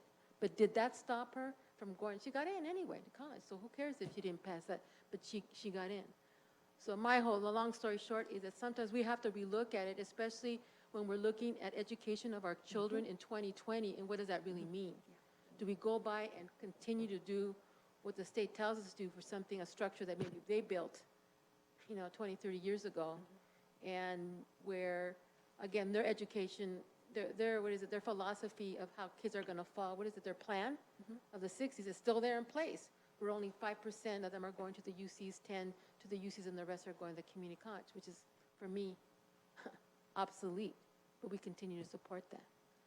But thank you for what you're doing, and I'm hoping, and I'm really thrilled that you're looking at, revamping a lot of the job descriptions, and especially with the coaches that you're moving them, and making see what makes sense, because I think that's the only way we're going to move forward, is what makes sense, to meet the needs of kids, irrespective of how they might have been hired at this, with this job description, but if things change, then we have to be fluid enough to change it to make sure we meet the needs of the kids. So I thank you. Thank you very much for great job, Sam. I really appreciate it. Thank you, Maria. We have Craig and then Oscar. And colleagues, I just want to remind everyone that we've exceeded the time amount that we've given ourselves for this and the item before it, and we have several other substantive issues on our agenda this evening. Craig and then Oscar. I already ordered breakfast, so I'm good. Yeah. So this is great. I'm really happy. It's sort of both blades of the scissors cut. On the one hand, you guys are looking at a breadth of data to inform your practices, right? So you are volitionally doing that. And on the other hand, we have a breadth of data to inform those practices, and we're making changes on the data. So for folks watching at home or in the audience, we read 11 of 82 pages here. So there's another 71 pages that we haven't explored. So I strongly recommend that you read those. And like Maria said, it's great that you're looking at this and making changes. And you're informing our practices based on that. So this is all fantastic. Thank you for putting this together, and thank you both and your staff for making it meaningful. There's a particular thing that struck me, speaking of making it meaningful, we as a board have an extremely strong commitment to social justice, and we have an extremely strong commitment to our social justice standards. And I think one of the ways when we're discussing this with staff, I think the disproportionality of discipline has got to be a great exemplar in this conversation of what it means to have social justice standards, because it doesn't represent any of our values, not our teachers' values, not your values, not your values, not the board's values, that we have these numbers that we do. So I think I think it's wonderful that we're seeing, and I think it's great that we've implemented what I think is already a tool, because nobody wants to be that person. I mean, tiny minority maybe, but you know, we did work on unconscious bias. There's all sorts of things that we can pull together and then hold that mirror up and say, is this really who we want to be? So I love that we have the data. I love that we have the standards, and I love that all of this, we just are going to keep getting better. So this is very encouraging to me, and thank you guys both. Thank you. Thank you, Craig. Oscar. I also wanted to point out the EDI data showing by neighborhood. I think that's great assessment, great analysis. For us to understand the concept of the pathways, the South Side pathway or the John Adams pathway, where we have a lot of our Title I schools and so forth, needs to really be looked at, I think, differently from the rest of the district. And the strategies have to come out, you know, more aggressive. And I mean, we speak in principle on the right. We're on the right side with equity, you know, being sort of our compass in terms of how we direct resources to where the need is greatest. So I think that's great. And I just think it takes, we're going to have to drill down a little bit more as the demographics start changing in our city. Being low income is going to be harder for those that are left because things are changing. I mean, we see it. And so, but there's still a critical mass of families and students that are struggling financially in our city. And it's going to be more difficult for families to feel, you know, welcomed in a city that's changing and things are getting more expensive. The cost of living keeps on going up in all other areas, you know, aside from housing. So I really want us to look at these subgroups within sort of the pathway that are challenged and continue. I mean, we keep on seeing the same sort of results, even though there have been some progress. So that's also important to understand, is like the graduation rate has gone up, you know. Not as much for Latinos, but for African American students, it's been pretty significant. And I want to know why and what practices we're implementing that's making that difference. But yeah, I think it's really that time to understand sort of where the need is greatest, where can we put those resources and evaluate those interventions that make a difference so that we know we're doing the right thing. The last thing is just the categories like language and cognitive development, you know, some of these students in the Pico neighborhood are deficient, you know, and I want us to really reflect on sort of the labeling that we use, you know, to say this student is deficient or not. I mean, how is it that students, let's say, that speak 2 languages, you know, are still language and cognitive development deficient, or general knowledge and communication? Like, what does that mean? I mean, I know some kids that are very street smart in the Pico neighborhood. They're not going to do good on the SAT, you know, but they're smart, you know, they're intelligent. And so we need to understand how, you know, we just need to reflect on that so that we're not bringing in a sort of a deficit thinking model in terms of how we assess and how we articulate student needs. Thank you. Thank you, Oscar. I second that last comment. Last speaker is John, and then Dr. Dradi would like to close. Right, so sharing really quickly about EDI, just to brag on our early education group for a minute, and for anybody who might be watching who might not understand the EDI, because we've talked a lot about it in our acronym group. Thank you. So what's great about the EDI that we're doing now, that's a newer idea, is we are now linking our transitional kindergarten to kindergarten, and we're taking the data that we're gathering from our early model into our kindergarten. So now it's doing a lot of what Oscar's talking about. I'm sorry you couldn't hear this, but it's actually doing a lot of that because we're now finally able to identify earlier, provide services earlier. The other thing I like about the EDI, the way they're doing it now, besides the fact that we can do something with it instead of putting it on a shelf, is that it monitors social emotional being. It does not monitor who can do the alphabet and who can count to 10 and whatever. Social emotional well-being. So it's useful information that can help us. This is why we run the early education program that we do. So I just want to say that if people aren't as familiar with it, we are doing good things with it, and it speaks to what Sam is talking about, that we now have data for multiple years. We are finally creating data that has use, as opposed to doing an EDI that takes a huge amount of time that was never useful before. So this is all really good stuff, and I just wanted to share that out. Thank you, John. Thank you. Dr. Trotty. Sarah's going to flip back to first page or second page. I want to just talk about the opportunities as a system for improvement. I mean, the data is fine. We're actually getting to a place where we are, like John mentioned, and all of you mentioned, that the data is there. But now the shame will be on us if we don't use that data during the year to engage in conversations so we all learn. I'm not just talking about just us here.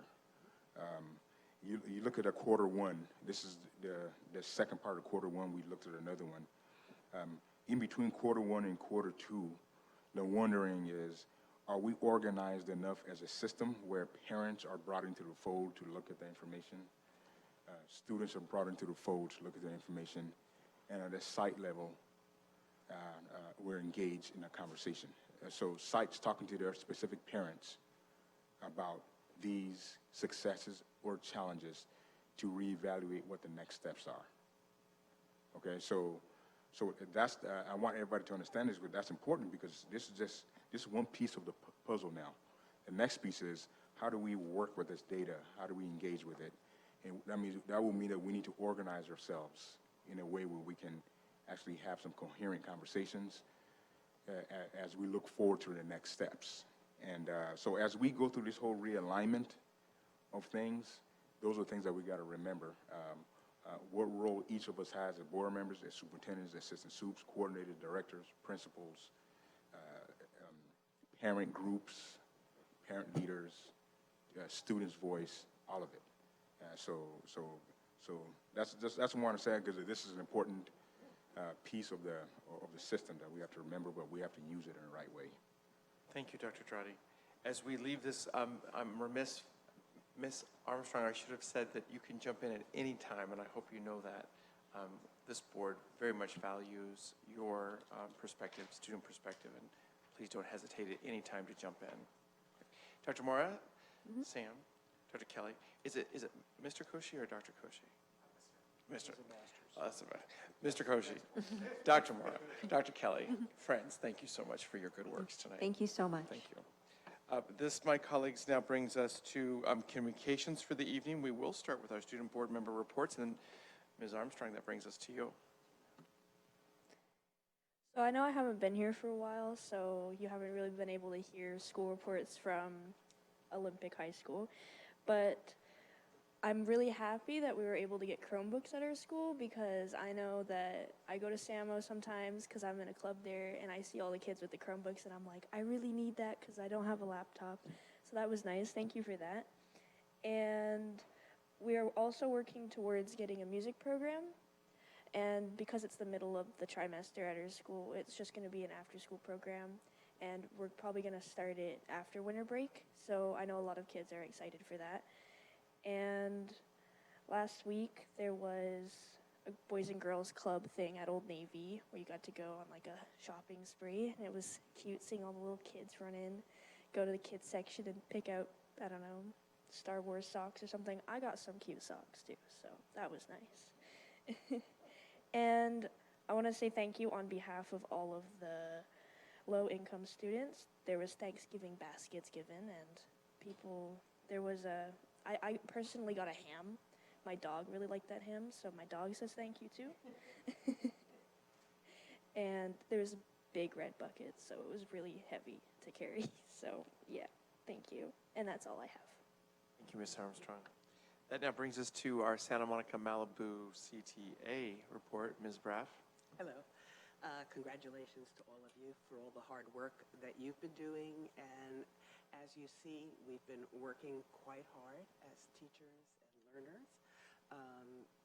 We are concerned about budget cuts going forward, and we very much hope and expect that the board will keep the cuts as far away from the classroom as is possible, and that if we need to make cuts, one, we try spreading out the losses over a longer period of time so that it's not so impactful on our schools, and if necessary, make a freeze on the use of consultants. Professional development may need to be lessened or on hold for a year or two so that we could really pinpoint what we actually have to have right away and perhaps can hold on some of the other things. I think we need to have a moratorium on conferences and travel and to delay some of the rollouts of technology until such time as the budget stabilizes. So we have a lot of concerns in this area, but we're also encouraged and that we hopefully have a tentative agreement in our contract. And so we're very hopeful to be able to ratify that, and we appreciate all the hard work that the board and the district has done on behalf of understanding how difficult it is to be able to continue to work in this area because cost of living is so high. So we appreciate the recognition of that and look forward to really becoming as efficient as possible and really pointed in our use of funding so that we are keeping it away from the classroom. Thank you so much. Thank you, Ms. Braff. Mr. Mock, welcome. Good evening. I'm sorry, but I feel woefully unprepared because Sarah, I agree and I echo a lot of everything, pretty much what you said about budget cuts. I will add this, that deficit spending and deficits is not something new to this district. We've dealt with this before. We've made cuts, hard cuts before. I'm just asking that that process be collaborative and that we be brought in on that. Deficit spending has driven many of our conversations inside our labor management teams. It's also in our other committee work. The issue impacts problem-solving decisions as well. So it's a big topic.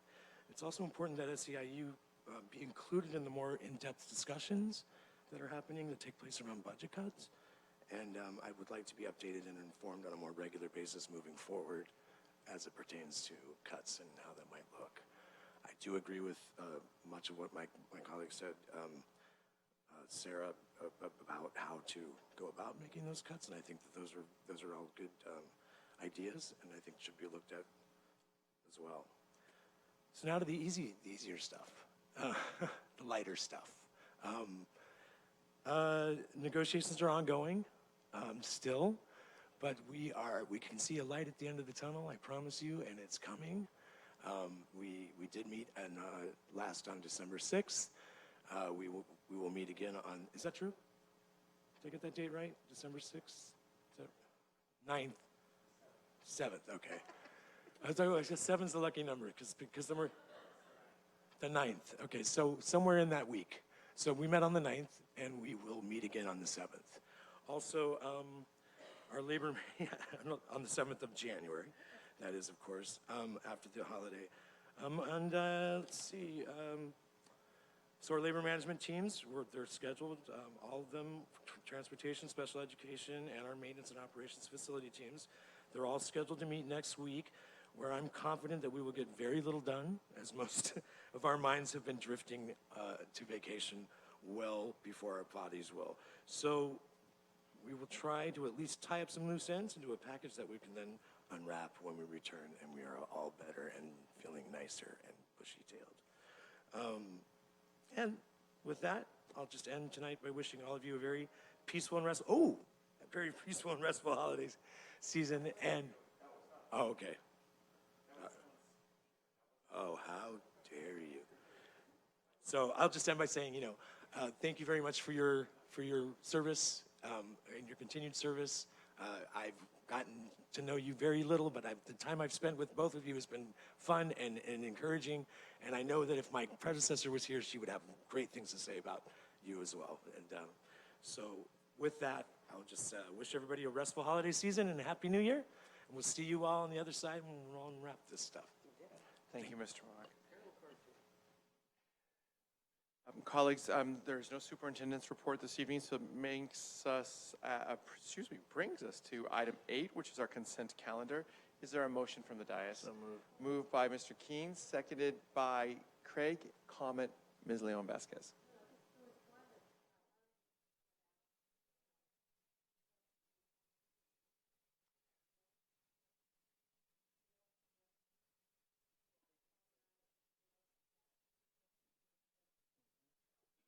There's 6 of us here. We can just. There's still 4 of you. I want to vote on the other stuff. Let's pull it out. Is that okay? All right. So I hear John Keane and Craig Foster to have made a motion to approve everything on the consent except for the POs. That's what I heard. Thank you, thank you, thank you. So it's been first and seconded, Sarah. Roll call vote, Mr. Metcher. Yes. Ms. Leon Vasquez. Yes. Ms. Lieberman. Yes. Mr. Foster. Yes. Mr. Keane. Yes. I'm also a yes. Sarah, that's unanimous. And then I hear there should be a motion for the purchase orders. Is made by John again and seconded by Craig. Thank you. Mr. Metcher, how do you vote? Yes. Ms. Leon Vasquez. Abstain, sir. Ms. Lieberman. Yes. Mr. Foster. Yes. Mr. Keane. Yes. And I too abstain, so that's a 4 in affirmative. That passes. Thank you so much.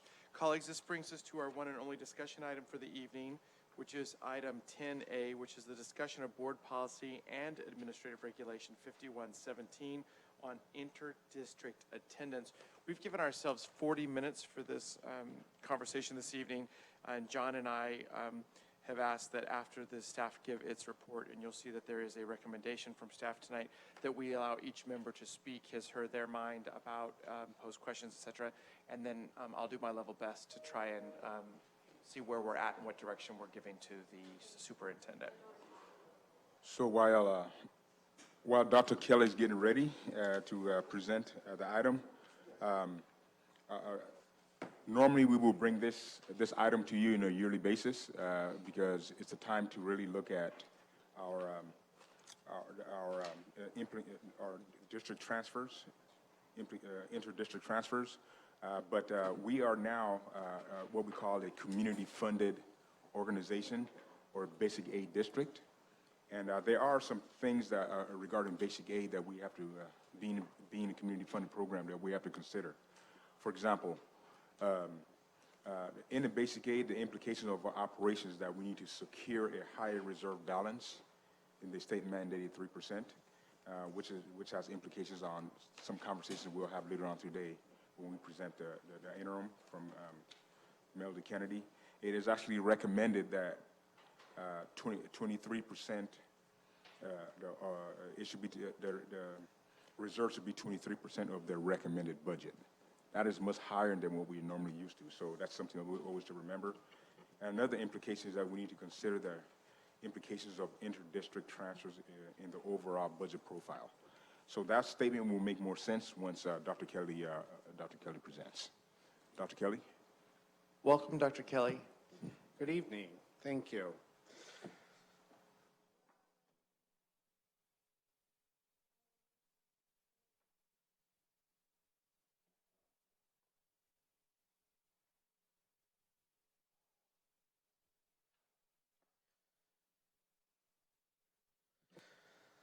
So as Dr.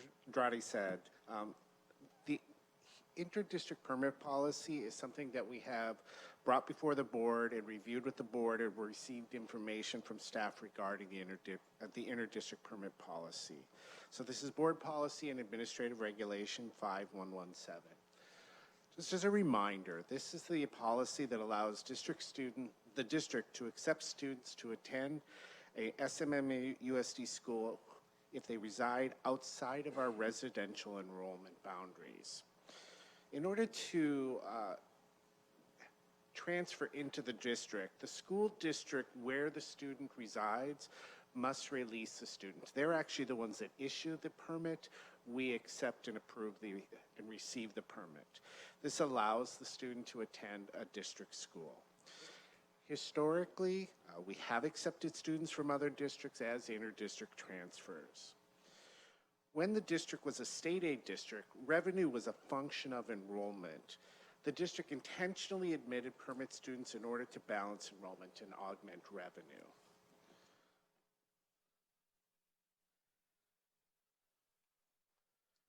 Moving forward, though, as we transition into a state aid district to a basic aid, community-funded district, whereby for the foreseeable future, revenue then becomes a function of local property taxes instead of enrollment.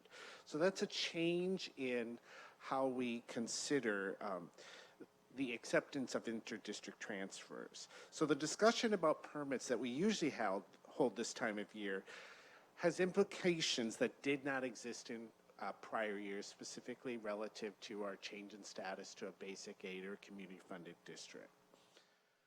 So our purpose tonight here is to really, as we think about a realignment of resources, we are seeking to prevent revisions to the board policy at an upcoming meeting. In order to prepare to do that, what we're seeking is, what are your interests as a board as we consider revisions to the policy, and what information do you need in order for us to revise the interdistrict permit policy? Kind of fundamental, and in the past, the board has set priority categories in which we accept interdistrict permit policies. And so as you see here, what you're looking at is a list. What this means is, as we have applications and consider accepting students to attend a district school, we're going to accept those who are at the priority list before we would accept others. It's not perfect, but it works in the sense that if you have two students who are applying for the same school and the same grade level and you only have space for one of them, you're going to take the student who has a higher priority in terms of the application versus a student who has a lower priority. And that's what our practice is. You can see there the priorities there. I just wanted to highlight a few of them, that we do get a pretty sizable enrollment from our district employees, from moved out of the boundaries, siblings, as well as working within the boundaries and our opportunity transfers.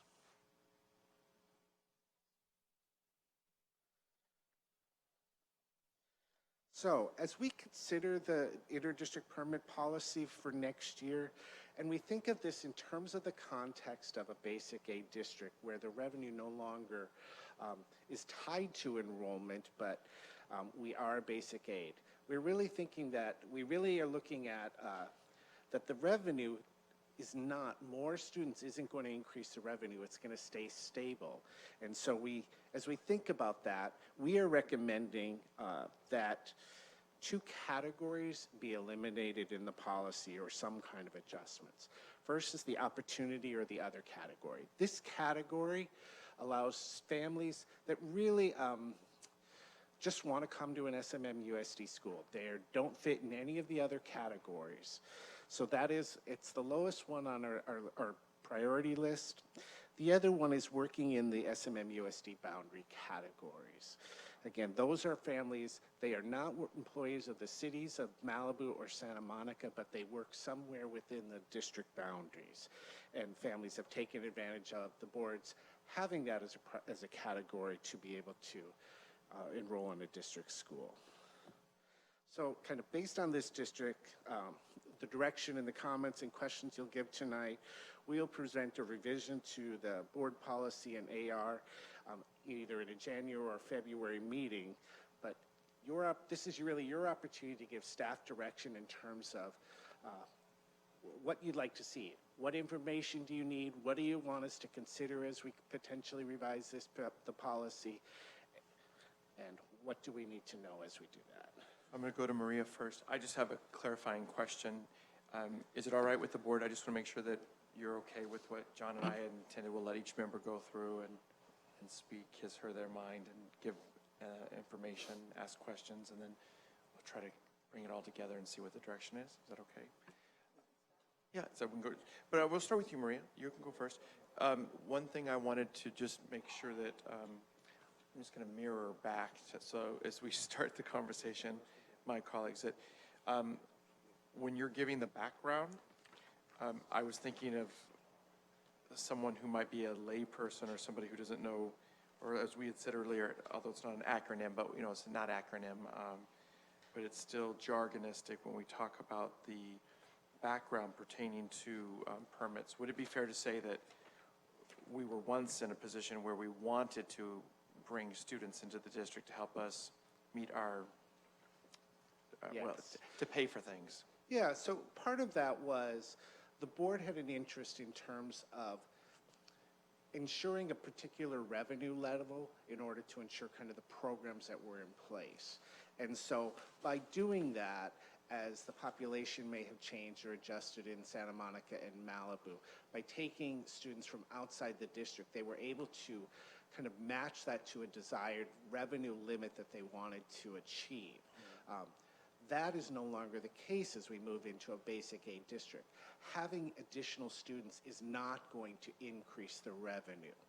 And so that's really what the board has to consider, is that this is a new financial context in which we have an inter-district permit. Thank you, Dr. Kelly. I think also it's important that the community knows that as well. And I think that that's, so I think all of us on the dais appreciate an opportunity to, one, discuss amongst ourselves, but also to try to find the way to make this as easily digestible and accessible and to be understood by the larger community that the things have changed going from state aid to basic aid.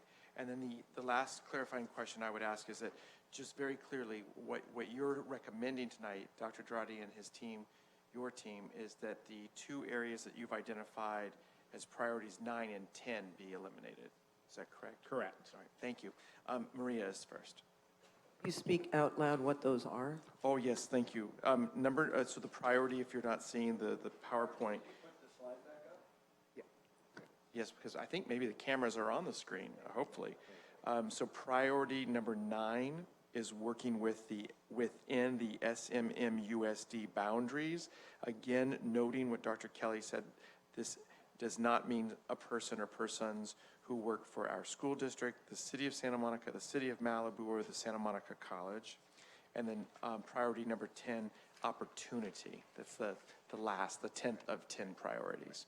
And so the recommendation from staff tonight is that this board give direction to eliminate effective 2021 school year. Maria, thank you for waiting.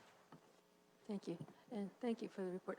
I guess I'll start off with a question in terms of priority 4, international high school students. How do they rank? Or why are they being made a priority for? So we don't have anyone attending as an international high school student. My understanding is at the time, the board had sought to seek international students, which there was a process that we were going through with the federal government in order to do that. They may not necessarily have ended up being residents, but they wanted to attend a school in Santa Monica, Malibu, which would have required them to be released from where they would be living. But they would have come through this process. It was a visa process through the federal government. We ended up not doing that. So we really, it's a category It's almost that like a given. We should just eliminate it then. yeah, we will likely recommend that as well. There just aren't any students within that category. Yeah. Would you let me, forgive me, please. Dr. Dradi just asked that I interject and say something for the public at home who might be watching this, and that I didn't misspeak. I just left out something very important, that the staff's recommendation is to eliminate for new. So anybody who's here on permit right now in those two categories should not be worried. That's not what the staff is recommending. Correct. Well, that's not what the recommendation is. I just want to make it clear that the recommendation from staff, and Dr. Dradi's asked that I read it into the microphone, is to eliminate the following categories for new applicants. Thank you, Maria, for letting me interrupt. Dr. Dradi wanted me to say that. Okay, well now I guess we're gonna have some issues with that one. Okay, well anyway, in terms of 8 and 9, I don't really care about 10. I think that's something because they have no connection. I do have, in terms of number 9, for those that work within the boundaries. Because one of the pieces that we looked at as we worked with our hotel that's on our property, some of the employees there do have their children in our district, and they're going to be bringing in potential, a lot of them that are coming to work there in the future love that hotel because of the ability to be able to put their children in this district. So we're looking at that, and also in Malibu, when you had a lot of the employees living on the properties too, that wanted to bring their children into. So it's almost in a sense like where LAUSD releases them if the child is, if the parent works within the city of Santa Monica, then they allow them to come here. Otherwise, they don't, unless, you know, they're coming to, you know, to the dual immersion or SMASH. But for me, I'd rather see it that way. And I don't know what the numbers are, but I think if there's any way we can find out more information about number 9, I think we have the numbers. You gave us the numbers at one point for number 9. But I think we need to figure out what areas are we looking at in terms of employment, whether they come from the hotels or they come from, you know, even Rand, or they come from, you know, whatever restaurant businesses or that kind of stuff. If we can get that information to get a better idea of where we're recruiting, you know, these employees, or for just companies, larger companies in the city of Santa Monica, I would be interested in that, because I have, you know, I have a lot of issues with that, because, you know, I don't think the numbers are that great, but I think they're greater in other areas rather than that. And I think it just helps us, you know, for all intents and purposes, diversifies our community in Santa Monica. Thank you. Thank you, Maria. That brings in Craig. I put myself on the list. Lori. I mean, tonight's a serious night for us, starting now. We have a resolution coming up where we're going to, I trust, resolve to make $9 million of budget cuts over the next 2 years,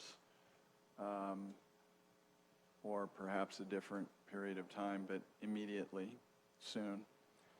And $9 million is a huge mountain to climb. And we have moved out of a universe where we're receiving revenues for our permit students and into a world where we're simply spreading the existing dollars across a larger number of students, including, what is it, almost 40 million, John, and change from our local revenues?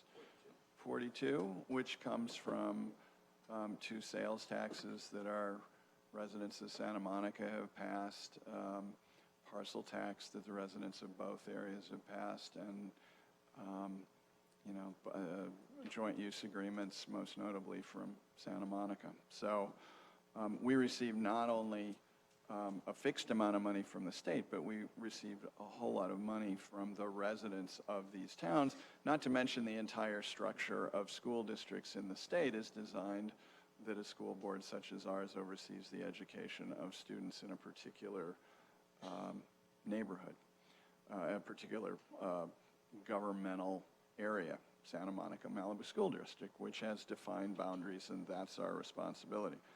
So there are other interests that we have. We have interests certainly in supporting our employees and educating their children. I think that's clear. We may have additional interests in other areas, such as supporting the college, this 2 cities, and educating their children. And we may continue down that list, but as we continue down the list, we have to weigh the fact that we are literally spending money that we don't have to educate people who are not residents of our town. And I think there's 2 different questions. The easier question for me, there's a question of the 1,500 permit kids that are already in the district, but the easier question is, do we, knowing that we don't receive $1 for any new kid who comes into the district, do we continue taking new kids in the district, knowing that and knowing that we have $9 million to cut? And for me, I think that's highly problematic. We need a very, very good reason. The other thing that I would say is that when you look at the statistics, we have also a broader interest in providing our children with a diverse education, meaning that they have experiences of a broad range of children, and that we are inclusive, and they, as we saw earlier today, they grow up in an inclusive environment. So when we look at statistics, and one of the questions that was asked of the board is what sort of data do we want to see back? And I have the data, but I think it's better when it comes from staff. I think we need a clear analysis on does our permit policy, do the existing students we have meaningfully expand the diversity provided to our campuses? And the simple fact of the matter is it doesn't. It moves the needle very little on the percent of diverse students in our district. It moves it about 2%. And in Santa Monica's case, from very close to 50 to very close to 50. The more disturbing thing for me is that so the second thing is to look at permit students by school, and are we meaningfully improving the diverse experience of those students? And you'll get the statistics from the district, but the Lincoln Pathway has about 7% permit students in it versus something more like 14 or 15% for the entire city of Santa Monica, or the zone of the SFID of Santa Monica. And the JAMS Pathway has 20%. So we're adding the permit students who in theory are increasing our diversity into the schools that already have a great deal of diversity. Lincoln and Roosevelt have, do I have it in front of me? Lincoln and Roosevelt, I don't, but Lincoln and Roosevelt are also 7%. Oh, there it is. So Roosevelt and Franklin get 38% of their proportional shares of permit kids, while our Title I schools plus Grant get 141% of our permit kids. So those kids are increasing the diversity in our diverse schools and not particularly increasing the diversity of our less diverse schools. So again, I think those are two very important data points that we have. Are we materially increasing it overall, but more importantly, as it's occurring, have we accomplished an important goal by spending our money to do this? So, I mean, there's a lot more statistics that we could have, and I have some written down. I think we need to understand as a broader question where our permit kids are by grade level right now. I think we need, I have some major questions about the moved away, category 2, I think, because that's a big chunk of our, that's 18% of our permit kids, 270 kids who were here and left. And I have a lot of questions like how long were they here before they moved out? And I would like a qualitative understanding of what that is, and I'm not sure how to get a qualitative understanding, but I hope you guys can figure that out. Okay, so that's that. So to the bigger point here, if it were me, I would suggest that I think we need to absolutely not accept permit 10 opportunity. I think we need to absolutely not accept 8 grandparents, 7 alumni, 4 international high school, which are all not material, but we should do that thing. And to Sarah's point about, while we're looking at cutting things, let's make sure that we are not adding to the imbalance. I think I do support the staff recommendation that we don't include category 9, that we don't accept working in SMM-USD boundaries. And I think we have to look hard at category 2, moved out of boundaries, that if you're moving out of the boundaries, I think at very least, I think that's problematic as well. So I think I'm probably further out than the board is. on this, so I don't know that that'll be material, but I think that's a conversation we need to have. And the important thing, this is a really troubling conversation for me, because there are a lot of things about the permit program that I really value. I have to offset that, and maybe here's a statistic that people need to know, and this is, there's two other things that need to be said here that haven't been said, and I think the staff needs to speak to this rather than me, but I'm going to give my numbers and you guys can correct me. So there's two things that are really important to understand. We're talking about, were we to, and I'm not suggesting we do this, but were we to have no permit students, zero, none, that would be a $10 to $16 million change in our budget. $10 to $16 million change in our budget. So this is a very, very, very material number. The second thing that's true about this is the bigger the number is, the more fidelity there will be to the theoretical gain. If we were to have one less permit student, it doesn't change our spending at all. That kid will go into a school and nothing will change. If we have 100 less, there will be some. If we have 200 less, 300, 400, 500, 600. When you get up to 1,500 kids, you're going to be relatively faithful to the expected, because that gets to be 20 kids a grade level across the district. And we are in, I'm going to say we're in a crisis. $9 million of cuts, and that doesn't include any negotiations for salary increases that have not yet been agreed to. That's a huge problem. And so for me, the simplest thing we can do is those children who are not yet in our district are not yet in our district. So unless we have a strong interest, and I mean strong interest, in them joining our district, I think we have to say thank you, but no. Thank you, Craig. Lori, Richard, Ralph, John, and then we will have made a full pass through the members of the board. So it goes like this: Lori, Richard, Ralph, John. I have a lot of notes and a lot of thoughts, and I'm not sure I can be coherent, but I'll try. Craig, some of the things you've said, much of what you've said I agree with, but I think I would start from a slightly different way of looking at it. And I also have questioned a couple of the things you said, but you've looked at the data in a way, and I think maybe understand it better than I do. Not maybe, I know you do. But that said, I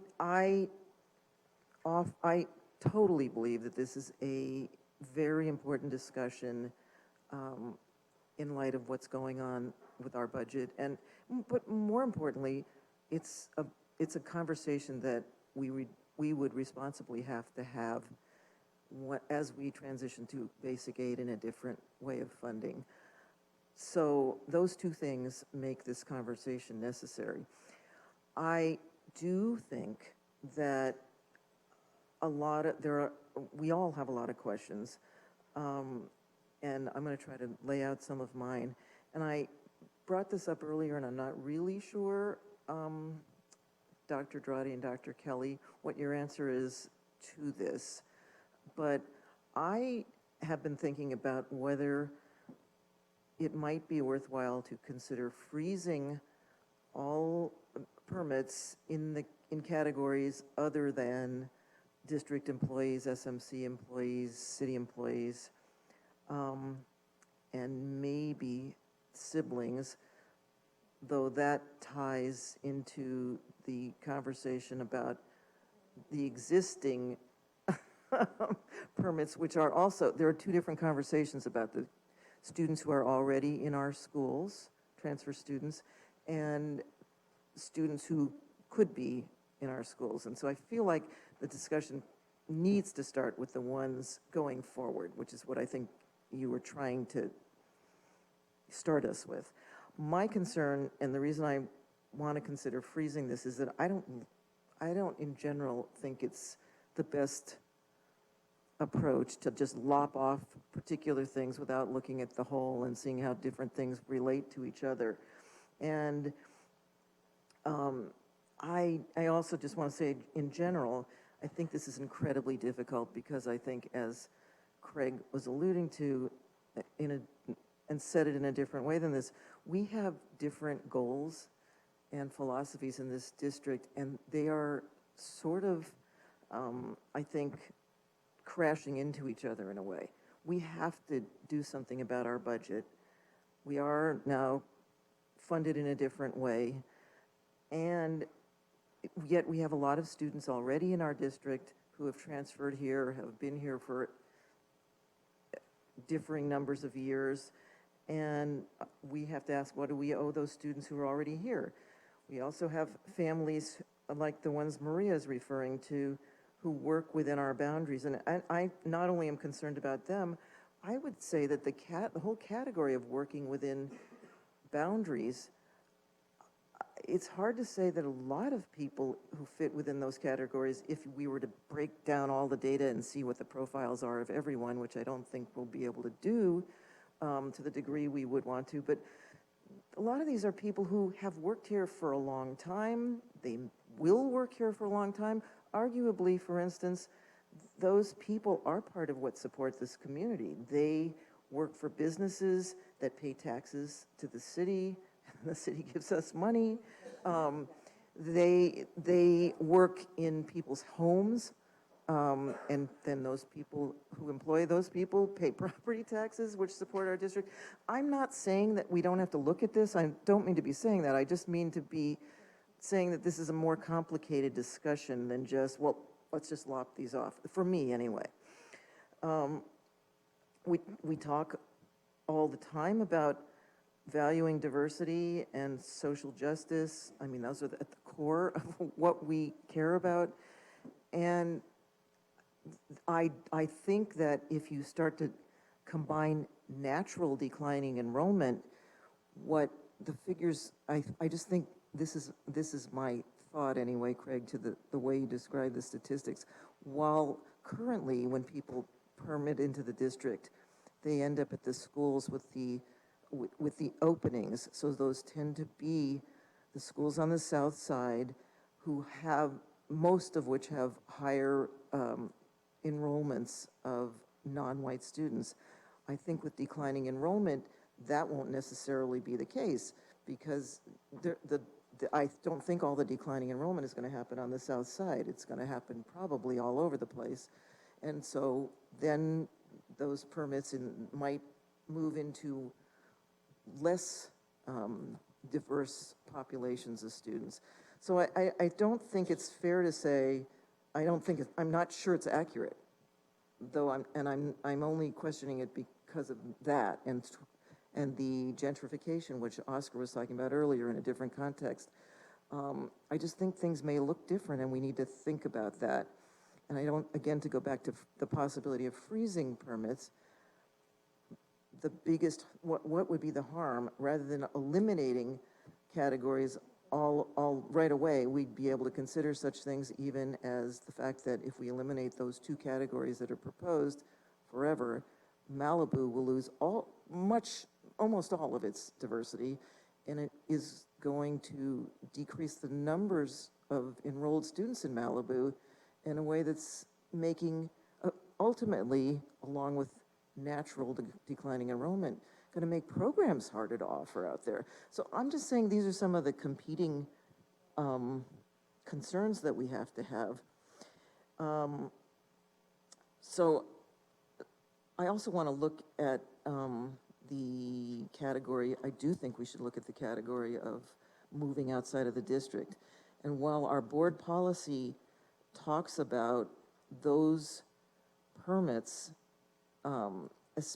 I think it's pretty specific about who those permits are supposed to go to. Those are people who have lost their housing involuntarily because they've been evicted, because units have been taken off the rental market, or because buildings were red tagged during the earthquake. I don't know whether over the years those reasons have really been adhered to. I don't know whether we're really accepting just moving out of the district for any reason, voluntarily or otherwise, and whether that's contributing. And I guess for me, the answer to that might make me feel more like that's a category we should dramatically reduced, even more than the working within boundaries. But that depends again on what we're really doing and what the fidelity has been to what the policy language is. And I don't know how we're going to figure that out, or if you know the answer to that. I also want to know about, my understanding is that SMASH, I did not know this before, that SMASH,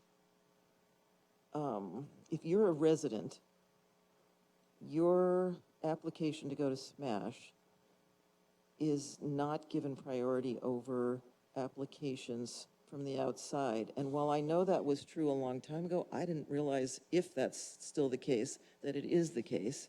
I personally don't think that should be the case, but we need to have clarity on what, in fact, is our policy at SMASH, and the board policy doesn't tell you that. In fact, it says, guidelines applied to SMASH, Edison, and the immersion program through grade 8, and our preschools remain in effect, but those aren't in here, so I don't know what they are. And I also think it would be worthwhile, though I don't want to in any way threaten Edison. I think Edison is an incredible model school and has become better and better through the years. But I think we have to understand what all of the different permit policies are that are applied to different schools and different areas, and what the impacts are in making these kind of decisions. And all that said, I am really not trying to say we don't have to look at this. We do. And if we come to the conclusion that, you know, there aren't any other smart ways to make enough reductions and we have to lop off everything, well, maybe we go there. But I just don't know that making dramatic decisions like that forever, as opposed to freezing them while we look at some of these questions in greater detail, is the right answer. So that's, I think that's sort of where I would start. I'm sure I have more to say, but I think I'll let some other people go for a while. Yes, Lori, thank you. Craig clarifying, then it's my turn, and then Ralph. Because I think I could take one thing off the table. So I may have misspoken, but I think the staff recommendation is not that we scratch that category out of the policy, but that we simply do not accept new students in a given category, right? You're not talking about saying take category 10 and erase it from the policy. That's what they meant. Oh, well, That's what they meant. I mean, I don't, it may not be what we should do. well, then let me ask the question, is there a material reason why you would eliminate it as opposed to simply not accepting people in that category? No, I don't think there's really, if you leave it in the policy, and part of it is you could put in there as a moratorium on that, and you could leave it in there so at some point in the future, no. I mean, but it we accomplishes the same That's task right. and it's less draconian, so. That's correct. I have no issue with that as well. I will add that to my markings here. Thank you. So Dr. Kelly, Dr. Drotti, and Dr. Moore, I know that many of you, all of you, have been thinking about this, and so has this board. And so, of course, I really appreciate the opportunity that each of us has to be able to kind of speak to that first part of your ask, and that is, you know, what are your interests, Board of Education?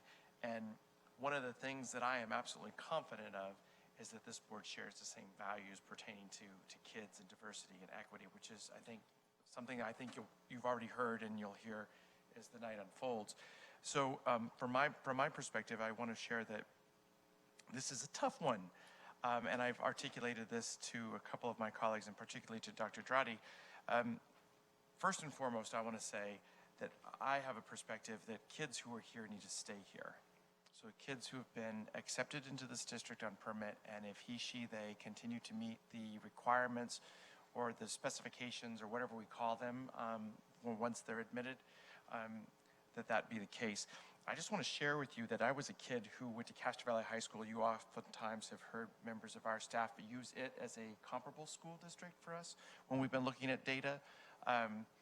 And my family was evicted when I was in high school, and I was really happy to be able to stay in my school district. And when you think about a well-being of a child, I think that it's very important that we consider that. So there are lots of things to consider. I share that with because so often we note that individual human experience informs how we see things in public policy later as grown-ups. And so I wanted to share that with you. So I strongly believe as one member of the board that kids who are here and have been accepted and need to be able to complete here at, and I know that we're gonna have some conversations about what that means. Richard, does it mean they get to complete elementary school? Does it mean they get to go all the way through middle school if we accept them in elementary, et cetera? And I think that that conversation has to be had. And so, because I know that that is such a dense discussion, I'm really taken and attracted to this freeze that Lori mentions. I'm also really committed, as I know the board is, to making sure that we do everything that is possible using the tools of public policy to slow, well, I don't think we have the ability on our board to slow gentrification. I don't think we have that ability. But what we do have is some power to ensure that we have a ethnically, racially, socioeconomically diverse community. I think we do have some tools to be able to accomplish that. And so I'm genuinely interested on how we can maintain that. I, like many others, are concerned that as this community becomes more and more affluent, which it's hard for me to believe that's possible, but it is in the cards, to where I feel like someone like me as a teacher, or teachers who work in our district, I work at the college, that how do we stay in this community? That being said, I really want to have a deep dive. Not me, I don't have to do it. I think I agree with Lori. Craig is further along as and others than me on this, but what I really appreciated and folks need to know is that in leadership, in preparing for this agenda tonight, I said to Dr. Dradi and to Dr. Kelly, I said, this is what we pay you guys for as staff, right? That you get to hear the values of the board, the interests of the board, and hopefully you can come up with a solution that hews to, or not more than hews to, that is clearly reflective of the values and interests of this board. And I have confidence that you'll be able to do that. One idea I had here is that I share Maria's concerns. Yet I also want to support and do support the staff recommendation, but I'm trying to think, is there a way in which you guys can protect the diversity? And so I think that's going to require that you get a legal opinion as to whether or not we can craft our permit policy to allow for a point system or some allowance to say SED, right? That we're allowed to look at who comes in from out of the district there. I don't know if that's possible. I know that my sense is that when it comes to race, that is not possible at the public school district, at the level in which we are engaged as a public institution. But what could we do with regards to SED? Is there something that could be done there? I'd like you to find that out, staff to find that out, so the legal opinion on SED is very important. Working within the boundaries, I think we have to have more data, certainly. But I'm taken by not taking the wrong word. I want to say clearly, I understand as one member of the board how serious our budget situation is. And I understand that we need to act boldly, and we have to address this. There's part of me that says, oh my gosh, the easiest thing, right? The easiest thing to do, if these numbers are right, the $10 to $16 million, that's the easiest thing to do, right? That for me, I'm like, oh my gosh, everybody who lives here, they're not going to be upset with us because I'm thinking about the reductions that are going to come, or the realignments, and the people who are going to fill this boardroom, and they're going to say, don't touch that, don't touch that, don't touch that, don't touch that. And people are going to be really, really destroyed when we have certain suggestions for reductions or realignments in the district. We know that. So I have to say, as one who is a member of 7, I'm thinking, oh my gosh, the easiest thing to do is to say that we put a freeze on it and we don't have anybody else come in, and we do what we need to do here. And maybe that allows us to have greater resources to pay our teachers more, to be able to do more aspirational things, to move in 21st century education in a way that we've been dreaming about, to expand education when it comes to second and third languages, to not just Edison, but to other schools. So, I mean, there's so much here. So again, as I speak these things and the difficulties of saying these are our values and how do we come to this, I want everyone to say that, know that I know we got to do this work, but I want to make sure that we do it in the smartest way possible. So I'm kind of, this freeze business is very interesting to me. And particularly after hearing what Craig said, is that he too thinks there's no difference really between the freeze and the elimination, and it might give us the space or the ground we need to really have this conversation. I'm kind of there. And so I think Lori said that she was thinking about a freeze in all the categories except district employees, she said maybe siblings, city employee, college employee, those three. And that we could then, I mentioned, I'm not, my friends, I didn't interrupt you. I'm just saying, I'm just reflect, it's okay, but I'm just reflecting on that. So I too want to find out about Smash, and I want to find out about Edison. I think it's just downright wrong that if somebody who lives in this community, and I know that one of those members has spoken to us from that lectern as a member of the public and said, I wanted my child to go to Smash, and my child, she couldn't get into Smash, but we've got permit people there.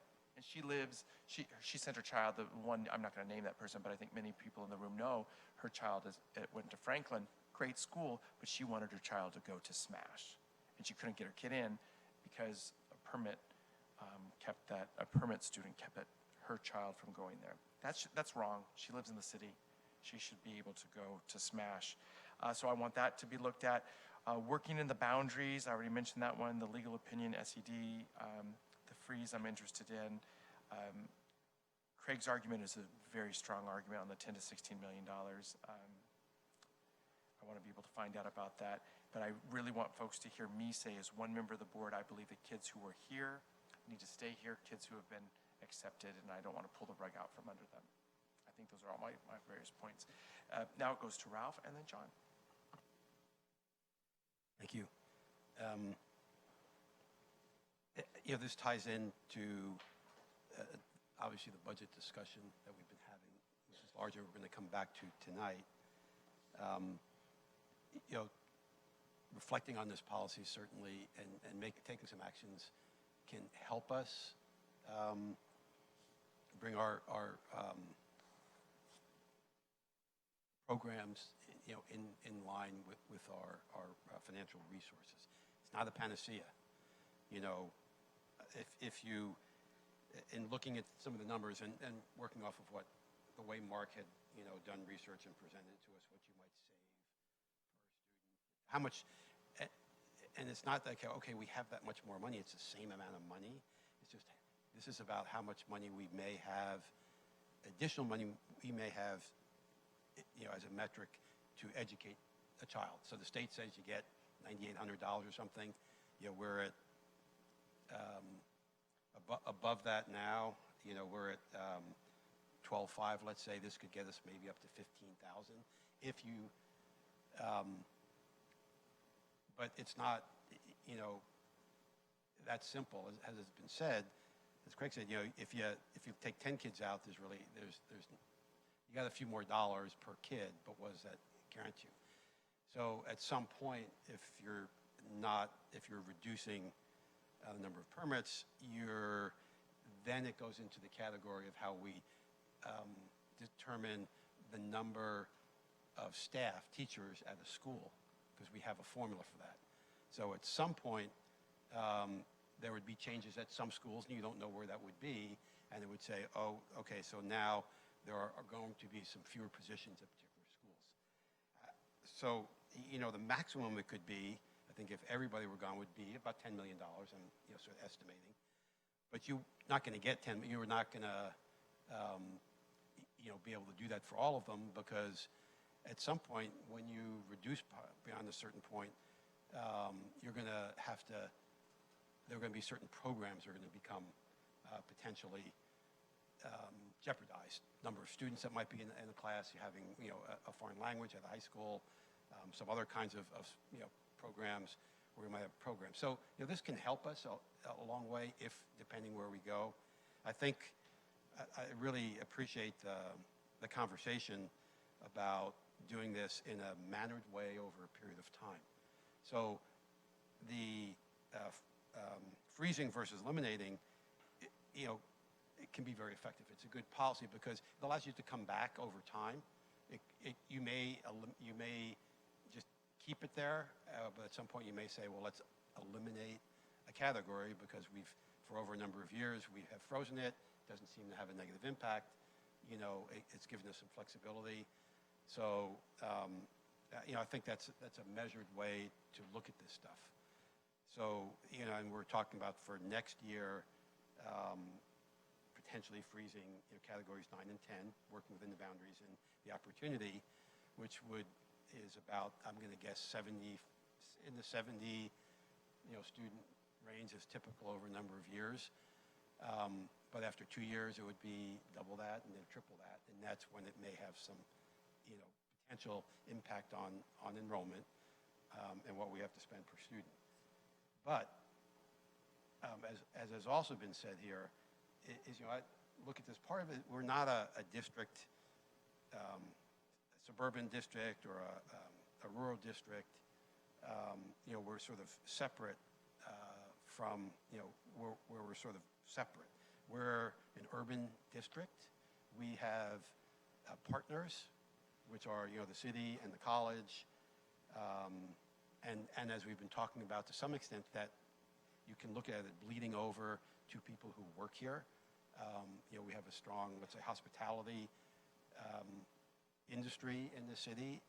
And, people taking, this is another opportunity for some of those families to not have to have the burden of other expenses, daycare, how if they live an hour away, how do they get here, how does that all get taken apart? So we offer, if our beliefs in what the cities and society how they should work, what responsibility do we have, sort of a social contract, to have, to say, no, we're only going to be open, and I'm not saying we're saying that, we're open to a limited number of people for particular reasons, and the rest is sort of to go on people who have the good fortune to have lived here, to live here, when we can, provide futures for students who have, whose parents are working here for very particular reasons.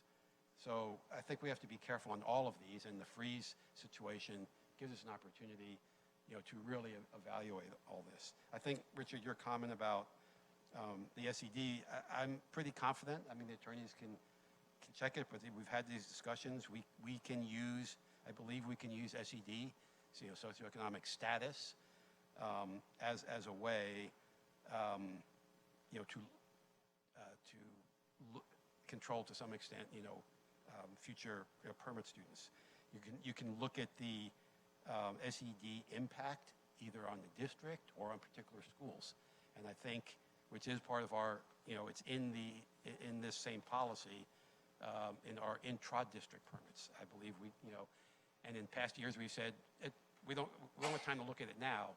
I mean, what we're looking at this policy. I assume we're going to come back to changes to the policy, and so if we're going to talk about SED status, I think we should look at it for intra-district permits as well, so that when families want to change, that it's to the benefit of the diversity of our schools to do that.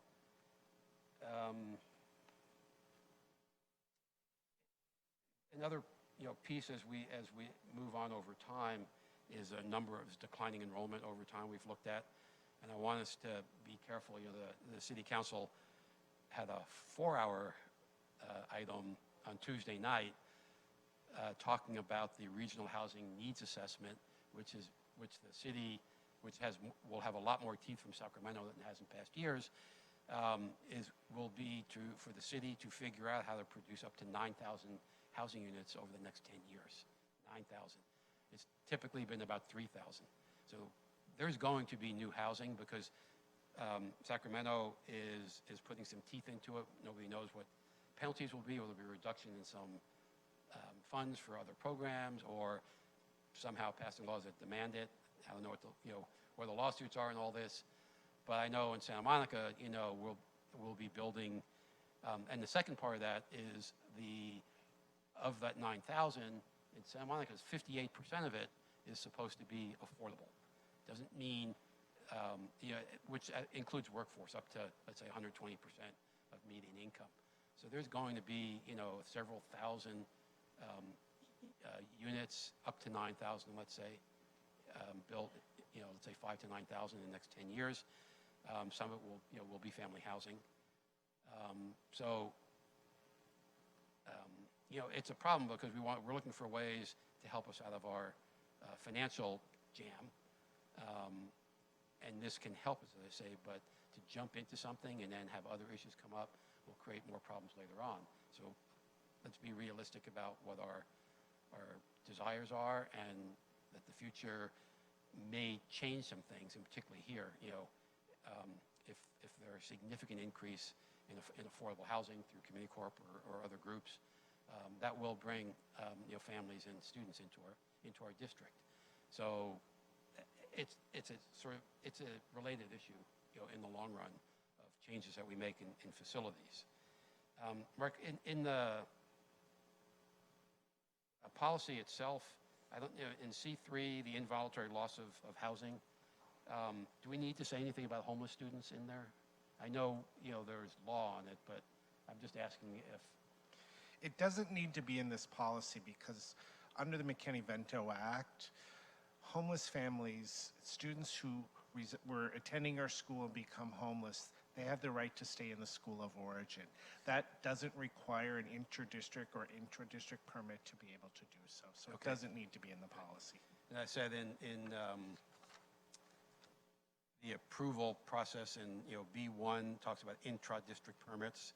So if we're going to look at a SED means test of some kind, we could look at it just that it's in there.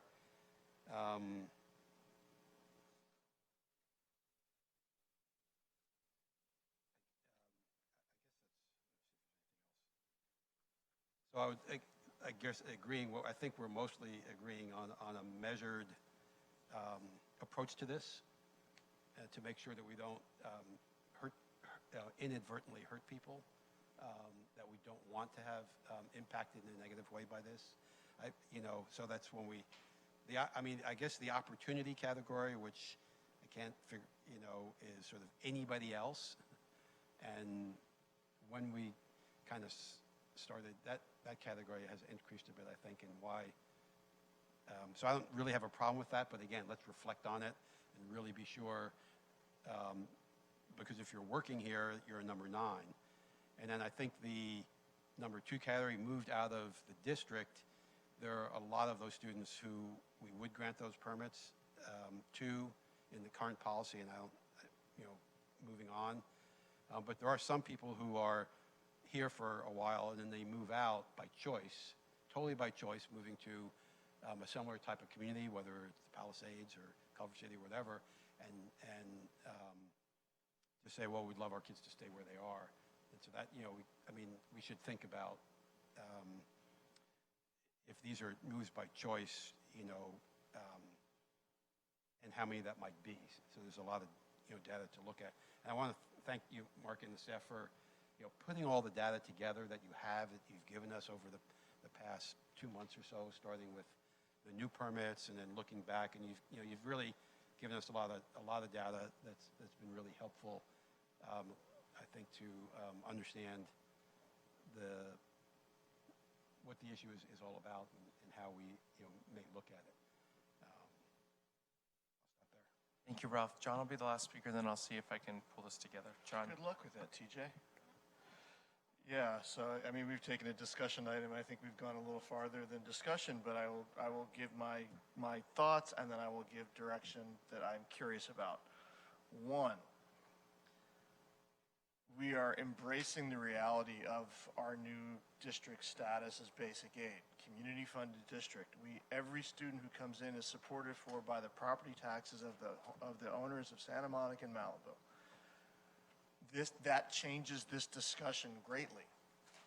it becomes, so we're having a permit discussion that's not so much a financial discussion, but a discussion about our obligations as a basic aid district. I think that makes the financial component secondary, not insignificant, but secondary. So I'm glad that we're having this, and we have to make sure that we do right by our communities, but we also have to make sure we provide the opportunities that are important that we value. So that's a preface for this. Freeze, reduction, and elimination, I don't think it's a conversation we have to have right now. This is a decision we can make in February, March. We can make this decision in April if we wanted. So we can get word back from staff on which is the best way to go on this. I will agree that opportunity is definitely the easiest number for us to go after. I'm glad that Maria brought up first the idea of working in boundary. I like the idea of seeing what we can do from a socioeconomic disadvantage point of view. But then the question for Dr. Kelly and staff goes to what Craig brought up. Are we putting diversity into our most diverse schools, and what are we accomplishing with that? Which then leads to the trickle down. Well, we know that we've fallen out of our 40% threshold at McKinley. We've fallen out of our 40% threshold at Rogers. Maybe we need more diversity at these schools now. We don't know. So another unintended consequence of the gentrification of Santa Monica, Malibu. We need to protect the most vulnerable families working in our community, people that serve our community on a daily basis.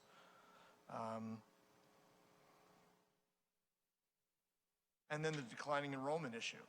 We're playing a big game of Jenga right now, where every time we pull out one piece, there's another conversation that goes on. Ralph alluded to the housing coming online. We know housing's coming online. We know kids are going to come back to our district. So we don't want to do something that we can't repair. But then the big point of what we're talking about, which does take us back to the financial aspect that Craig brought up at the beginning of this conversation. We in Santa Monica, Malibu have been able to avoid the woeful lack of funding in California due to our community support. Craig mentioned the $42 million. What has happened recently is the increase in benefits, the increase in special education costs, the unfunded mandates that the state has put on top of us while funding us at 41st in our nation. We held that off for a long time through one-time money from the governor for 8 years of economic boom, and we held it off through local funds. We no longer can hold off the lack of funding in the state of California. So this conversation has to happen now. It happens with the looming budget concerns over our head, but I do want to stress that the financial state that we're in, it's almost a testament to what we've been able to do to put this off as long as we have. You look at 2/3 of the districts in Los Angeles in a similar situation. We're going to have this conversation with Melody in a little bit, but so I hope I've given clear direction on those things we're talking about. I am in favor of us doing whatever we have to do, but I would like staff to have the opportunity to talk about if we freeze, does that create a hole at some point? If we have a couple years with low permit numbers, do those 2 years as they move up through our schools create an issue with staffing? Because we know that a lot of our permit kids come in kindergarten. I have no idea. Staff can get back to us on that. What can we do legally about SED? What is the Title I status? Do we need to do anything about enrollment at Rogers and McKinley? And again, we don't have a rush of doing this right now. We have to have a thorough discussion about it and see where our values lie and what is most advantageous for a community-funded basic aid district. So hopefully Richard will tie all this up and staff will come back to us and we'll make some hard decisions on this. I know what I want to say about Maria, and Ralph brought this up to some degree, which is moving out of the boundaries.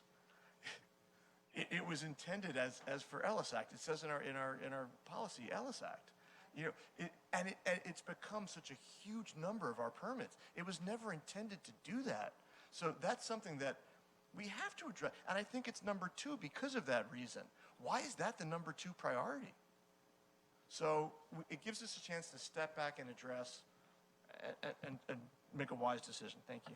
Thank you, John. But just a point of information, just to give you I know we're at this phase, but, way back in the day, like, let's say 20 years ago or so, it was open. So we didn't have any numbers 20 years ago in terms of limits. The board did limit the amounts, with time, probably 8 years later. They did limit. And every year we would look at it to figure out what was the total number we were going to allow for every year. We looked at it every year. And it's in the policy. So for me, it's like, let's go back to that policy. And, so for me, I agree with John. We don't have to make hard decisions tonight. But I think we have to go back to the policy and look at the numbers and whether we can just say, we can cut, because there can be a cutoff. But I do agree with Laura that there should be like a moratorium before we cut. Thank you. Thank you. Thank you. You want to make a quick comment? Yeah, I want to make a clarification. So that part about the Ellis Act, that is separate and apart from moved out of the boundaries, okay? Because that, and I've got to double check, I have a note here, I believe that is part of education code. We have people who, through the Ellis Act, have experienced eviction. This requires them, they provide evidence that they do that. We would accept them if space, I don't even know if it says space allowed, I gotta double check that. But we would accept them under these criteria, independent in the categories. That moved out is, we don't necessarily know. It may be that affordability is an issue for a family and they've had to move out to a more affordable, but if they were evicted under the Alice Act, this part of the policy would apply versus to move out and being a priority category part. So there's a distinction between those two. Can I just Thank you. Point of information? I'm going to forget what yes. All right. Point of information or what? I mean, So- let's make sure we're using this point of So information for right. Lori and Craig too, the moving out, that one, to keep that permit, technically, as it says in the policy, and that's why I say we have to look at the policy in the ARs. I think it's in the AR. They have to have been here for 3 years. And so, I mean, we need to all look back at this. And also, it says the maximum number of permits we will give out in a year, how many will be accepted in kindergarten, grades 1 through 5, middle school, and high school. So we should be looking at all that and see if we're going to change those for this coming year. Point well taken. So here's what I think I heard, and I'm gonna if my colleagues, well, I have to make sure I have the attention of my colleagues. So that, All right, Richard is summing it all up. Craig and Laura, Richard's summing up. you did a great job, but that was from John's perspective, and so. No, I'm just saying I'm gonna give it a minute. I think that it should be pretty clear to staff what the values and the interests are of the board. And I want to make sure that I'm asked. Well, what I heard from the members of the board is that, let me back it up then. Dr. Kelly, I'd like to be able to ask you some questions as I refer back to what I think I heard my colleagues say and see if you heard the same thing and ask you if you think you got direction or clarification. I think it would be wrong for me or any member of the board to try to say that we are all on one page. Here it is, black versus white. That's just not possible. I think that's clear because I think every member of the board tonight articulated well his, her, their interests and values, and I think there were a lot of common threads, if not one major common thread throughout. All of our comments in that was that we take very seriously the work that we do here. We know that there is a fiduciary responsibility. We know that there are major budget decisions that need to be made, and none of us wants to make decisions that haven't been fully vetted or make decisions about particular questions that haven't been fully vetted. And you heard multiple members. I took notes. I leaned over to Sarah. She also took good notes as to what each member of the board said. To start, I heard Maria say that she would, before we question that word eliminate, and I think that I heard the board say strike that word eliminate, particularly when Craig asked a clarifying question like, were you intending to say eliminate, or were you just saying like put on hold or moratorium? So I heard us use synonymously moratorium, eliminate, freeze. It seems like this word freeze is the one that most of us, all of us actually have gravitated to. I heard Ralph say that he called it more flexible or measured, I think is the word that Ralph used. Maria is the first that brought to our attention, that the concerns that she has and others articulated as well. And priority area number 9, the working within the SMMM, I had an extra M, within our school district boundaries. Maria said priority 10 and number 4, the international high school students and the opportunity were the 2 that she named in her comments.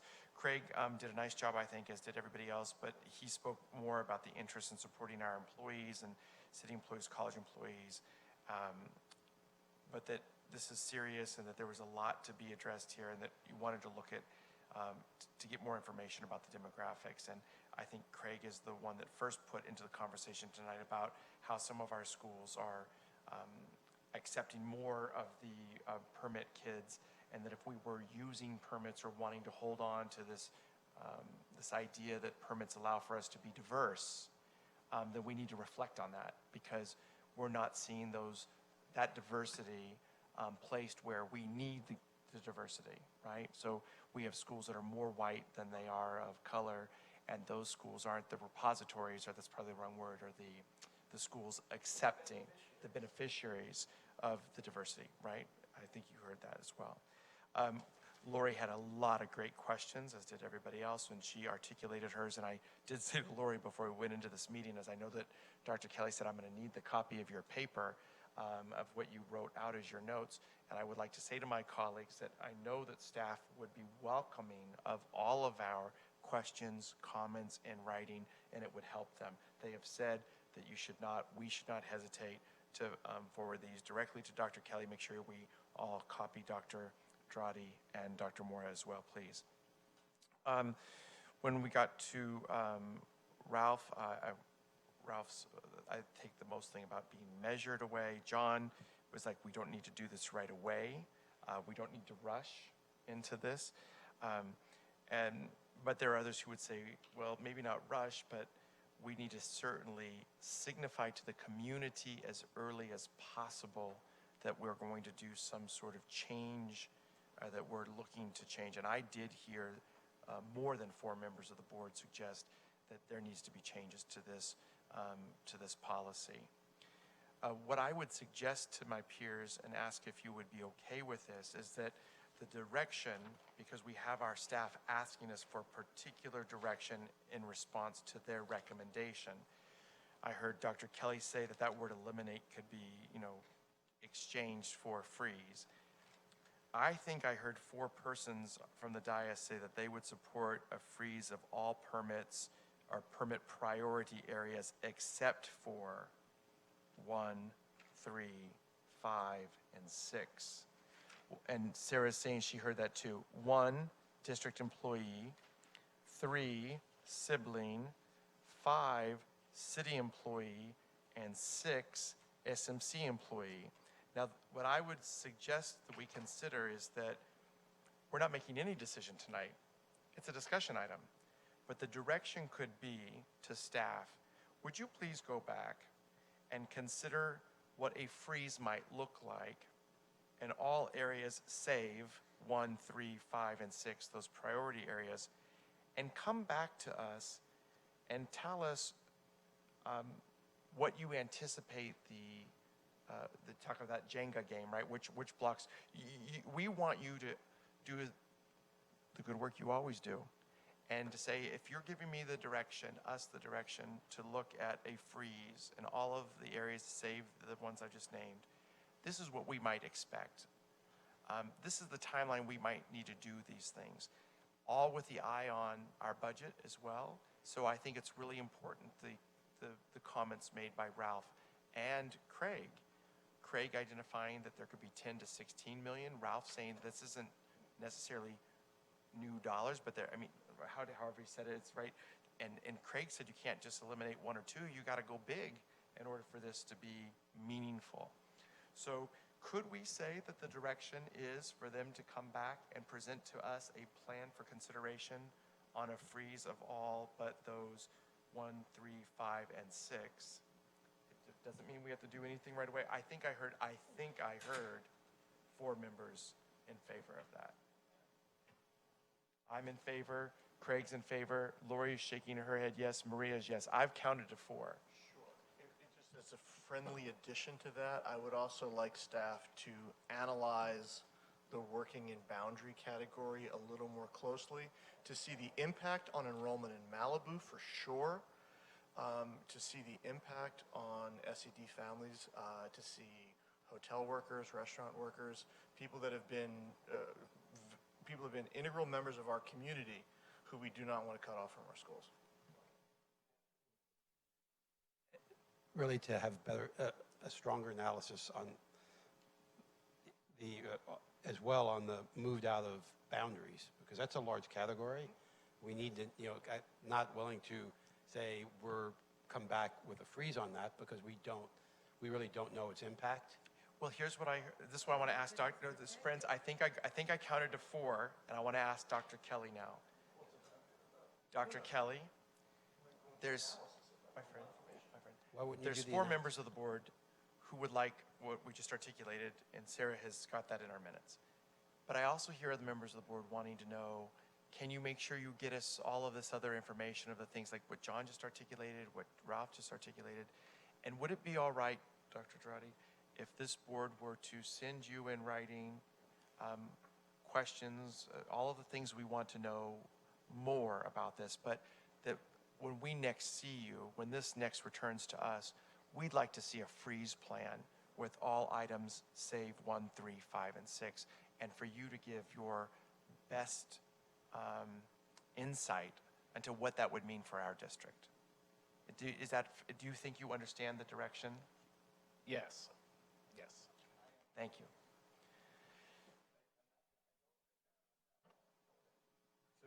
I think I'm going to help, but I had 2 things. I would like to add one thing, which is, and it's actually, I think, more Dr. Mora, which is, we talk a lot about diversity.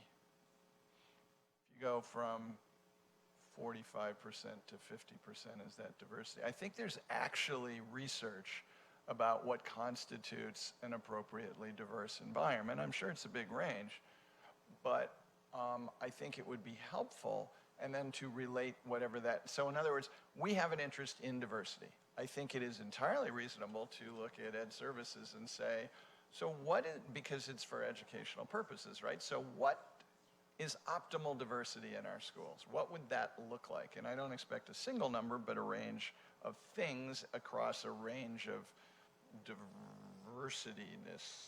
Did that work right? Second thing with regard to Malibu, as a personal note, it's really tricky for me because I'm trying to be a board member for Santa Monica Malibu, and if I keep running back to Malibu issues, I feel like I'm not helping anybody. So Malibu's really tricky as a microcosm, and there really are 2 different permit situations here. Among other things, the permits in Malibu are less diverse than the population of the school population of Santa Monica. So just to put in perspective, we're talking apples and Volkswagens. Here's what I would like to ask. The most important thing to me would be to go back to the city of Malibu, to Riva, the city manager, and say, look, we're considering this. We very much would like your input on what's important to you, because not only do we have workforce questions, we also have fire aftermath. So we have displaced families, and how are they currently being treated? How would they fit in? What about workers? What about the fact that, so I think we have to, so I'll stop there. If we could ask Riva, that would be great. Could I say in one of my last acts as chair of the board that I'm hearing staff say that they are completely receptive to addressing all the questions of every member of this board. That's what they've said.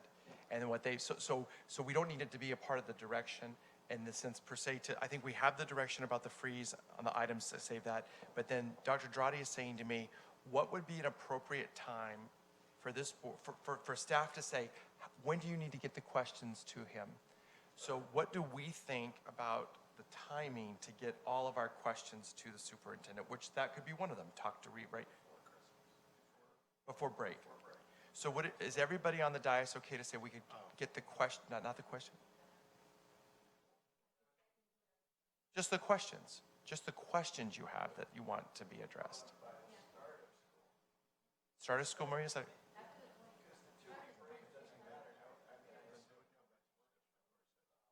So it would come back February 6th, John says. So what if we say by the time school starts on the 6th of January? Is that when it starts? It starts in January on the 7th of January, but our first meeting in January. Should we look at doing a workshop for this? I mean, we're going to spend, we don't, I mean, if we have a meeting and it's going to be a 2-hour item or. Sure. Well, let's just do this for right now. I think we can agree that by the day we come back to, by 2020, the Sunday night before, if you have questions that you would like staff to address, can we please send them to Dr. Kelly, Dr. Mora, and Dr. Dradi? All right? All right, that being said, Dr. Dradi, why don't you conclude this for us? Yeah, so in terms of the questions, I want you to think we collect information, and there's only so much we have about who's what.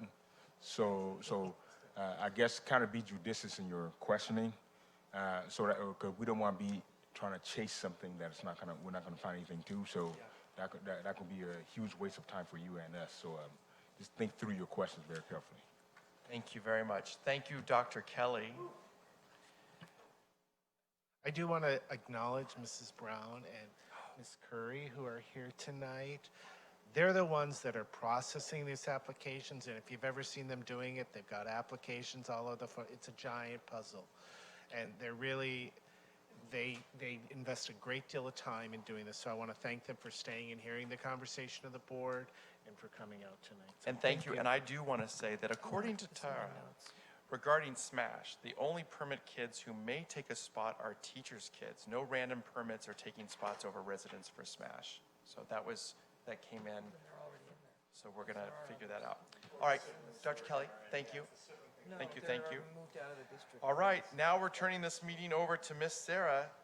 This is item number 11A, the election of Board of Education officers. I'm going to get ready to move.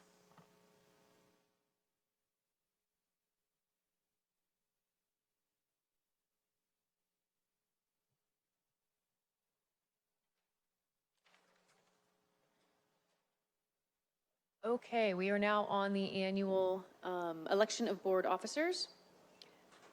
The floor is now open for nominations for the position of board president. Dr. Tivler and Jeswin. I would like to nominate Vice President John King to be president of the Santa Monica Malibu Unified School District Board of Education, and my nomination is without qualification. Okay, Mr. Keene has been nominated for the position of board president. Are there any other nominations? Seeing that there are no other nominations, Mr. Keene has won the position of board president by acclamation. Congratulations. The whole item gets voted on at the end. Yes. Thank you. I forgot about that. Yes.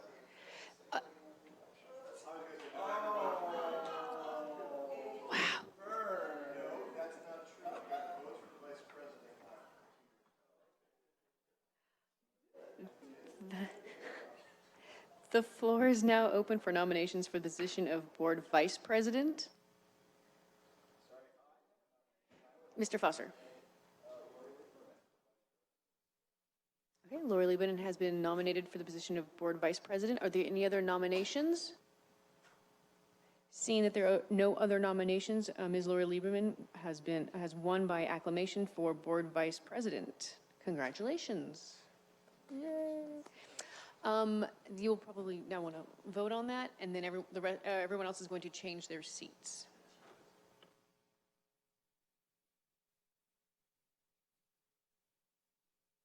Okay, so do we have to have no first and second, just a vote?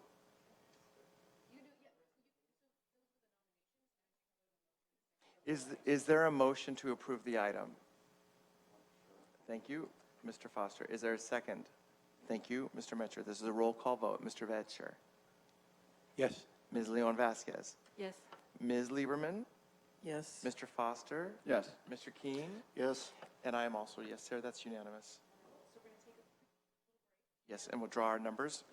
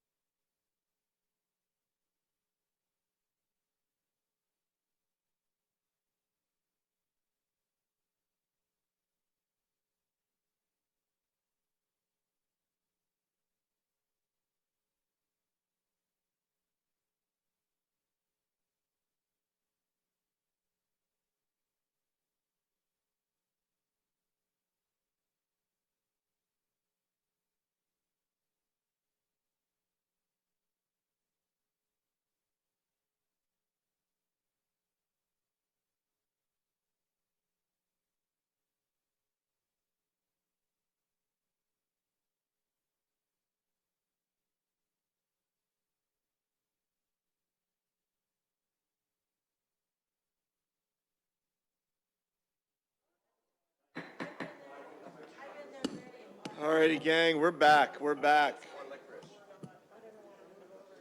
We're trying to be back.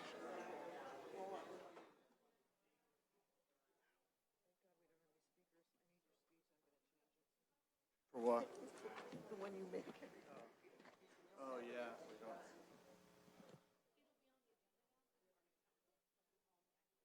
Oh, that's kind of cool. Who's going where? What's this? What's the new seating arrangements? This is your vice president. Right? Heartbeat away. And you're there? Oh, cool. A heartbeat away. I just saw my cardiologist. I'm in good shape.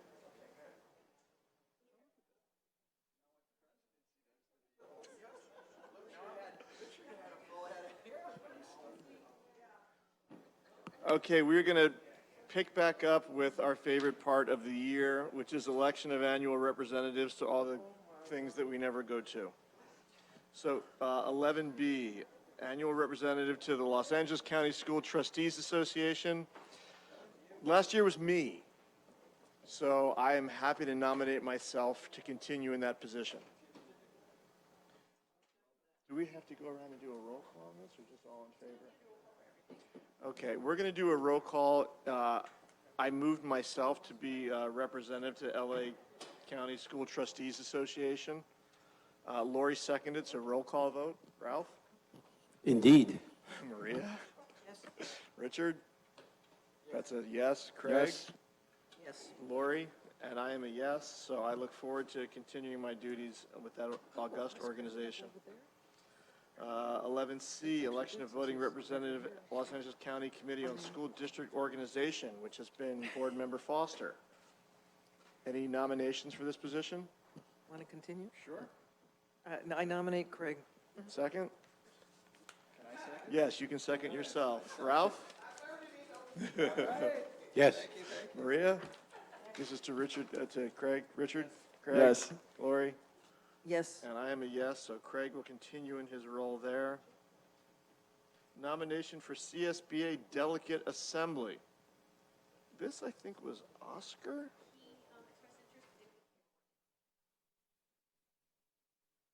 Okay, we nominated Oscar last year, and Sarah just told me that he expressed interest, but his paperwork was not turned in on time.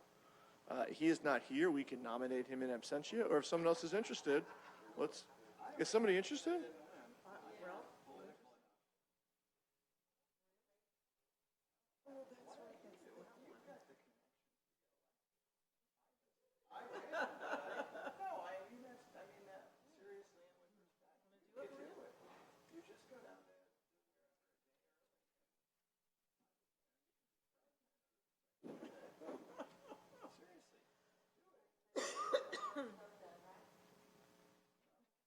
No interest? So I nominate Oscar De La Torre. Wait. What? CSBA. No. We can nominate nobody? I nominate you. Let's just not do it. Let's not, okay, there are no nominations for this position? So there are no nominations for this position. 11E, adopt Board of Education meeting schedule. Does anybody have anything to say about this, or are we good to? Is there a second? Craig is the second. Ralph? Yes. Maria? Yes. Richard? Yes. Craig? Yes. Lori? Yes. And I am a yes. That is unanimous. Adopt 11F, adopt resolution 2020 Census in Schools Week. Wow, you get to read something.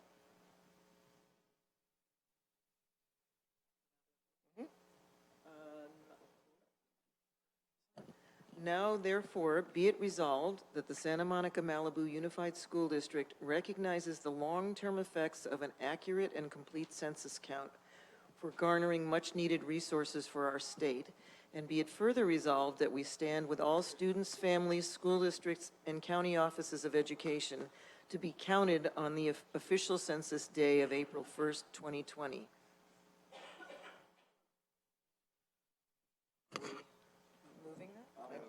Craig, motion by Craig, second by, was that you, Richard? Yeah. Yes. Ralph? Yes. Maria? Yes. Richard? Yes. Craig? Yes. Lori? Yes. And I am a yes. That is unanimous again. 11G, appoint members to the Facilities District Advisory Committee for Malibu. The two individuals to be appointed are Lou Lamont and Carla Bowman-Smith. Craig, second by Richard. Actually, Ralph seconded before Richard got in there. Ralph? Yes. Maria? Yes. Craig? Sorry, Richard? Yes. Craig? Yes. Lori? Yes. And I am a yes. 11, oh, now, okay, that was fun while it lasted. 11H, approval of the first interim report. So we'll introduce Melody. We'll introduce Dr. Droddy, who will introduce Melody. Ms. Melody, would you please do the honor? Absolutely. Good evening, Board President Keene, and congratulations. I have never actually ever said TJ's name because I couldn't, and I still can't. I would have butchered it. But good evening to the rest of the board. And tonight we're going to be discussing the first interim. And our first interim, as you all probably know, is a report from the beginning of July 1st to October 31st. So it's whatever activities that has happened since we adopted the budget. It also displays the current budget and in the two subsequent years to follow. It includes an analysis of the standards and assumptions for financial reporting, which is set by our state, and it analyzes our multi-year projections, and we will be certifying either positive, negative, or qualified. At this time, I will kind of spill the beans. Luckily, it's positive.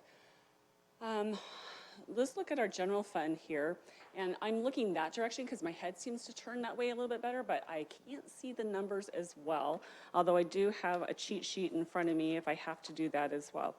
So with it, we're looking at the unrestricted general fund, and in the unrestricted general fund, as I said, we're looking at the differences between the adopted to today or as of October 31st.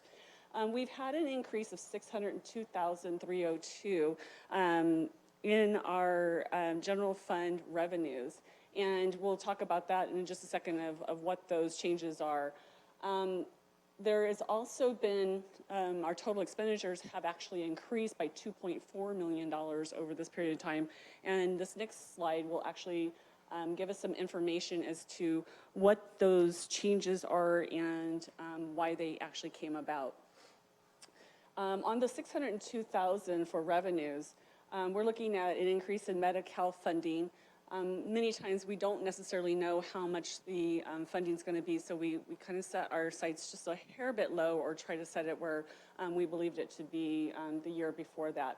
And then there's an increase, obviously, in interest earned and a decrease of $261,000 in LGFC to special, which is actually a contribution to the special education program.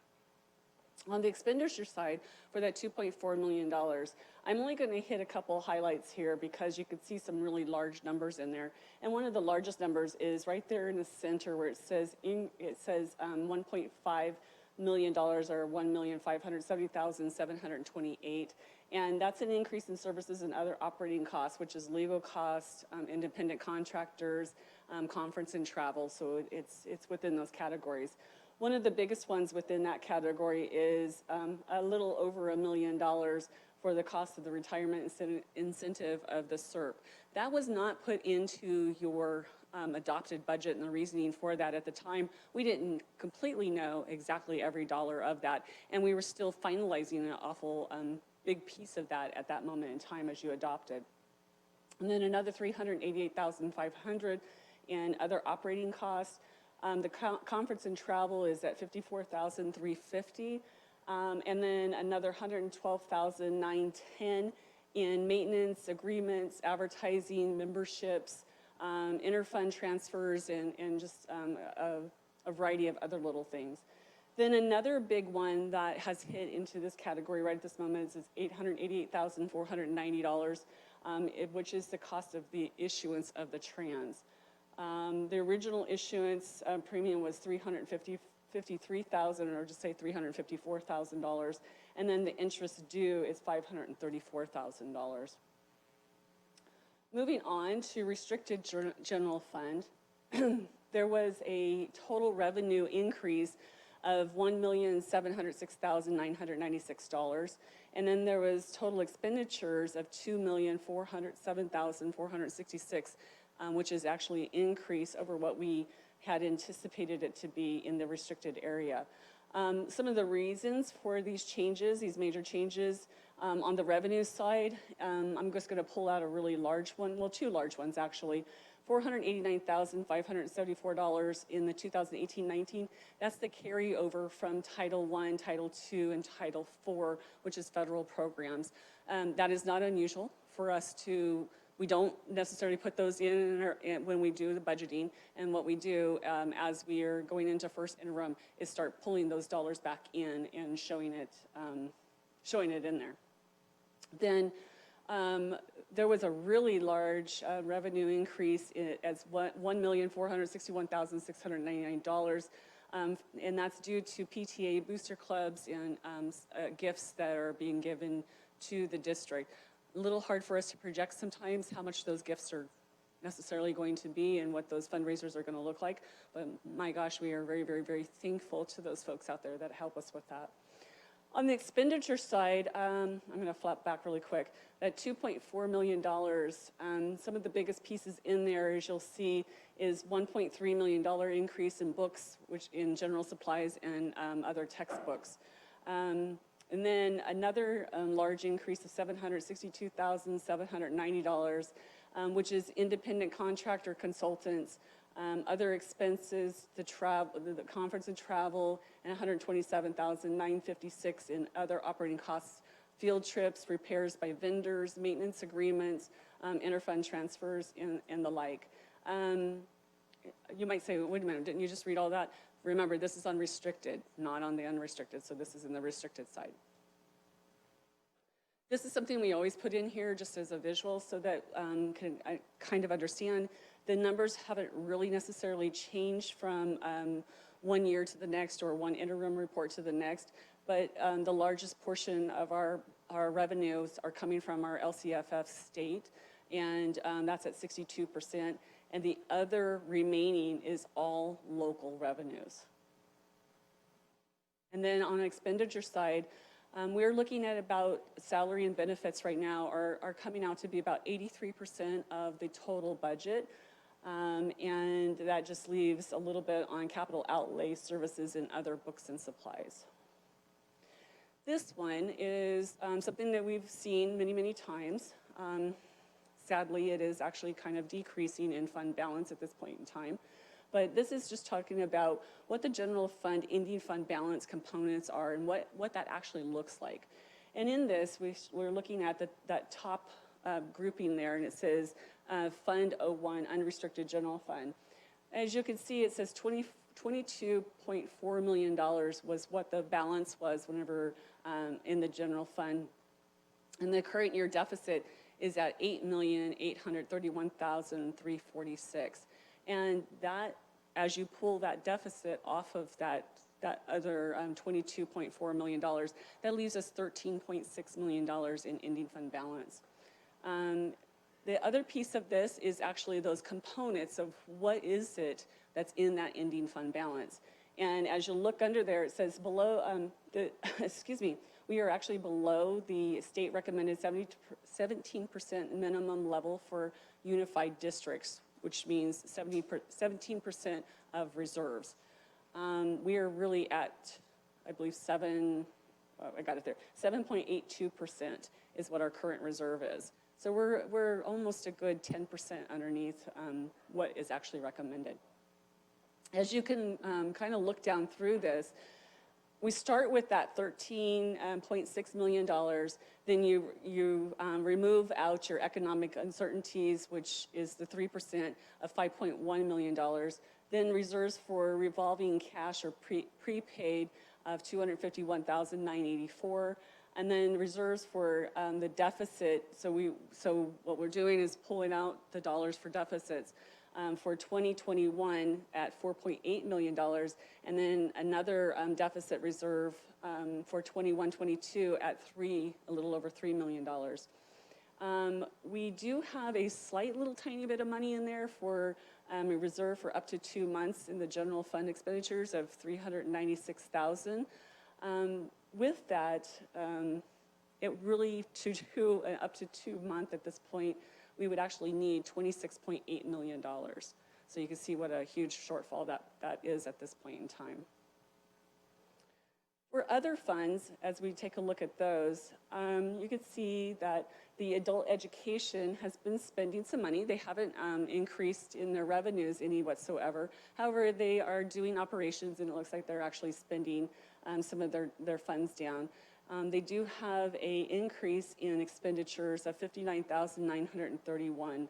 And those expenditures looks like it's an increase in hourly teacher salaries. There's also an increase in supplies with their textbooks, non-capital equipment, which looks like it's some technology stuff. And then again, back to those general supplies. And then there's an increase in services and other operating costs for that particular program. With the Child Development Fund, Fund 12, they did have a total revenue increase of $375,272. And their total expenditures also increased at $392,923. And with those increases, the reason for the revenue increase is state preschool. The state preschool program increased by $271,000, and then they had a full fee program. The full fee program fees increased at $104,180. Other expenditures to make up that difference of the $392,000. Looks like we've had some certificated salaries that came in higher than we had anticipated. And then we have an increase in, once again, in supplies at $133,535. And then there's a whole makeup of things that come in at $176,151, which are services and other operating costs. Once again, independent contractor consultants, other operating expenses like licensing fees, cost of food program to the food services department, maintenance agreements, mileage, postage, and travel and conference. And then there were also some slight little increases in their copy machines and increase in indirect costs. Jumped ahead of myself. So for our cafeteria fund, for our food services, there is no new revenue at this time. However, there were some slight expenses. Actually, the expenses went down, or their expenditures went down almost $20,000. The major changes there were just changes, it looks like, in salaries. There was several decreases in salaries, and then there were a few different increases as well. Then with deferred maintenance, excuse me, we didn't have any changes since adopted budget. With building fund, Fund 21, which is your Measure B, ES, SMS, and M, which is all of our series at this time, we did have an increase of $144,520 and $144 million, excuse me, I don't know if I said that right, $144,520,000. And one of the big pieces of that is that we did sell a couple more, or we issued a couple more series of, I believe, SMS and M. So that would be the change in there. And then what you're seeing in any kind of expenditure change of $9,298,000, that's just the cost of doing business as we're doing all of our bond projects at this point. And there are attachments, by the way, that are in your packet that I'm not going to go through here. And then Capital Facilities Fund, no real changes there since adopted. And then your Special Reserve Fund for Capital Outlay, there was a decrease of $3,225,000 in revenues, And then there was a total expenditure also decrease of $3,125,000. The 325,000, 300 and excuse me, it's just too late to do this. $3,225,000 reduction is in Prop 39 revenues due to funds being fully expended in 2018-19. Equally, the 322,000. You know, I think there's actually a typo in that. I believe in the changes up here at the top where it says the 3,225,000, and then at the expenditures it says 3,125,000. I believe that might be a typo. No? Ah, they moved the credit. I gotcha. Okay.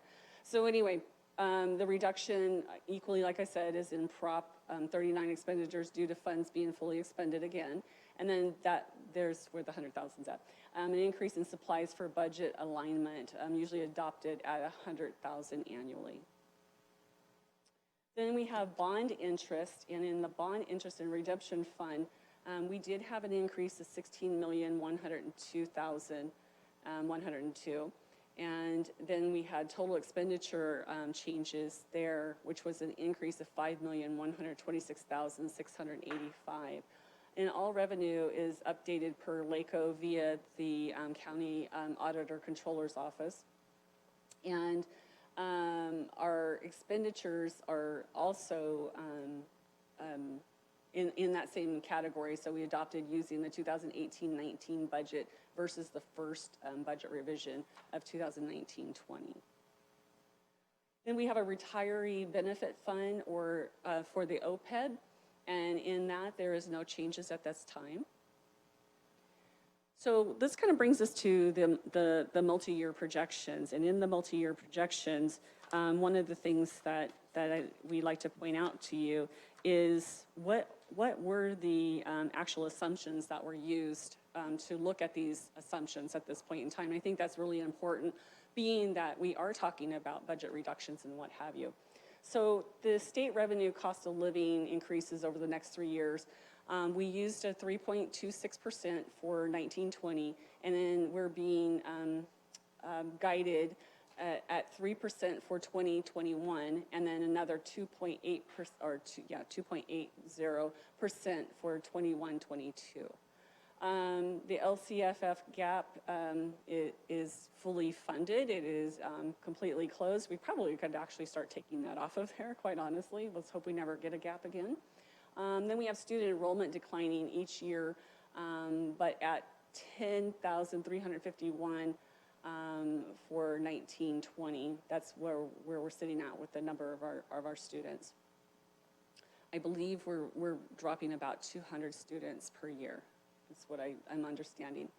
Local revenue from parcel tax, Property Y, and GSH, and the City of Santa Monica contribution projections. We're projecting $41.1 million in 1920, and in 2021, and $41.9 million, and then $42.6 for the year 21-22. Employee health and welfare increases, we did look at that at 5%, and then at step and column salary increases, we always put those in at 1.5% increase. There's also a 3% for reserve for economic uncertainties, which we're able to meet at this time. And then reserves for future deficit spending is projected by property tax increases, and like I said a while ago, very low on our 2-month general fund expenditures. We have a cost of supplemental early retirement plan, the SERP, and then the cost of the issuance of the trans. So those are some of the major things that actually have kind of hit us. We are not including any kind of potential salary schedule changes as a result of negotiations with SMMCTA, SEIU, or with SMASA. So let's move on to just looking at the figures whenever for our multi-year projections. And as you'll see, we have up there in column B and C 1920. And column B is the 1920 adopted, so that you have something to compare it to. And then the first interim changes any kind of first interim changes there. Right now, we're kind of showing it stagnant in the LCFF arena. And then we have a slight increase due to some of the COLA pieces that we talked about a while ago for the projected 2021, 21, 22. Then that kind of leads us into the rest of the whole entire budget, the rest of the revenues.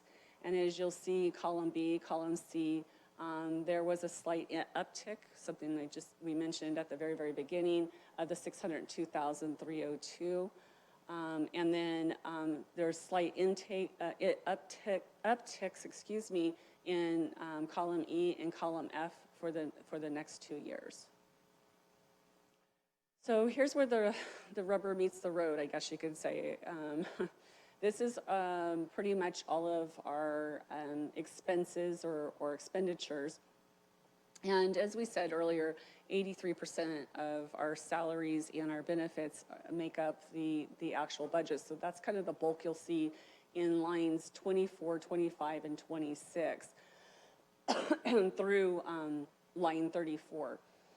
Some of the things that I would like to call to your attention at this point in time is that in line, let me see if I can find it, line 40, let's go back. In line 36, as you'll see in column B, in line 36, column B, you're looking at $12.3 million in expenditures for other operational costs, which is also includes your SERP payments. As we go into the 2019-20 year in column C and into the first interim, you'll see that actually uptick about $1.5 million. Something that is something we need to actually pay attention to. And then if you'll move your eye over to column E there on that same line 36, you'll see that we only budgeted $10.5 million, and the same thing for the next year after that, $10.5 million. I've got a little bit of something I want to share with you as soon as I get through this so that you can kind of see what it would really look like if we plugged those numbers back in or plugged them in completely. It kind of gives you a magnitude of what we're really dealing with here tonight. And then on GSH, line 41, all the way across, you'll see there's $1 million there. And I know that that's kind of shortchanged because we were thinking we needed about $2 million to actually do those technology plans and replacements. However, we've had to kind of shorten that a little bit. And then also in line 45, for 1920, both in column B and C, we're showing $750,000 as what we believe the expenditures will be. We know that they're going to be much more than that, or we know that they would have been. However, we've had to curtail it a little bit because of the budget woes and the budget situations that we're sitting in. We did push it to be $1 million over in E and F within that line 45. However, it really should be, at the minimum, it should be $1.5 million. There we go. So this is the big, bad, and the ugly right here. It actually shows the decrease in fund balance, and that is really what our deficits are at this point. We were projecting for the adopted a little over a $7 million deficit. As we finished with the first interim, we're looking at $8.8 million, almost $8.9 million deficit, which is a $1.8 million change in just since July. As you can see in 2021, which is column E, and in column F for 21-22, we're projecting a deficit, if we continue on the same path and the same pace right at the moment, of $4.8 million and a little over $3 million. As you can see, if you look at line 50 and you kind of take your eye all the way across, we were talking about having an ending fund balance, which is your reserve, of $5.4 million in the adopted, and we're now down $13.6 million. But if you pull your eye all the way across, you'll start seeing that fund actually dropping dramatically. And that's due to those deficits that we're looking at this point. So I kind of did a little exercise in something a little bit different than I normally do, and it was because of talking to one of the board members at this point in time. And in this exercise, being what I was talking to him about. Melody, I'm so sorry. Before you, can you go back one slide, because I'm just confused on something real quick. Go for it. Line 52 has the CERT payment of just north of $1 million as part of our 1920 adopted budget. I thought that $1 million payment didn't come in until the first interim. Yeah. So should that be moved one cell to the right? It doesn't change anything. It doesn't change But anything. what it does change is the fact that I think it's our because we were balance is projecting it. shifting so dramatically because we didn't have the CERT payment in. So if it wasn't in our adopted budget in 1920, I don't think. Right, so that's in the wrong cell. Okay. I'm just, why are we not? was it in our adopted budget?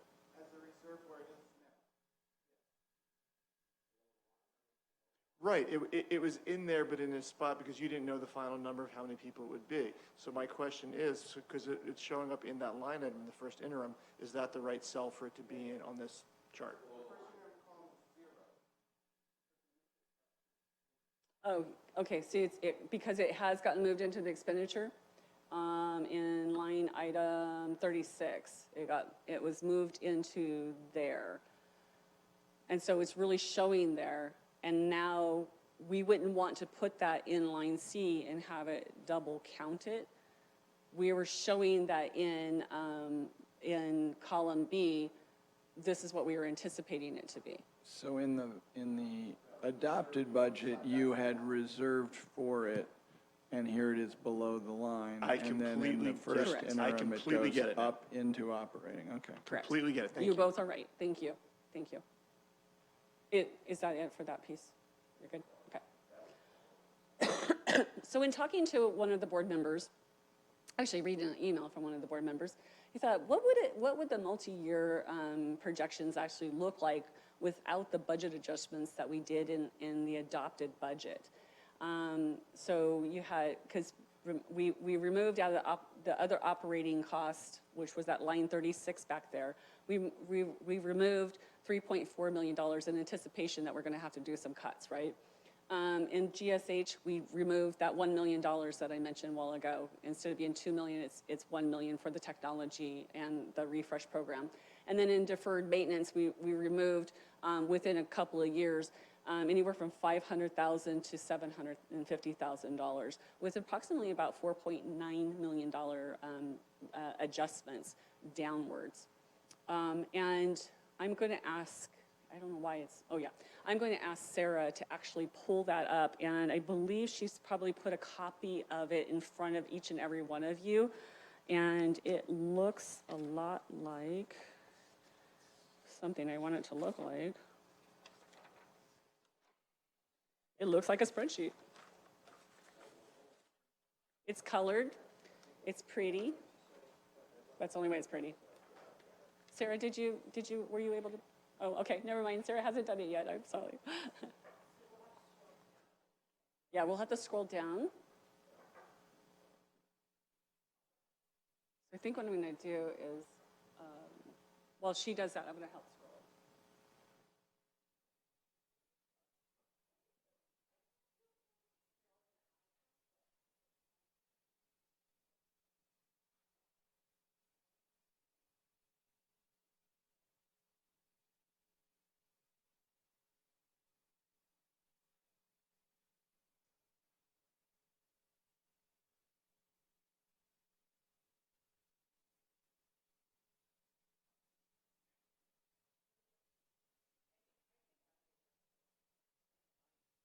And everybody has a piece in front of them, and I think I may have made a couple extras if these folks might want some over here. I want you guys to keep up with this.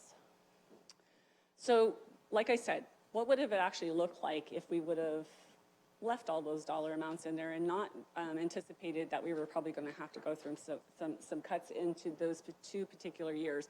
And I'm talking about column E and F mostly.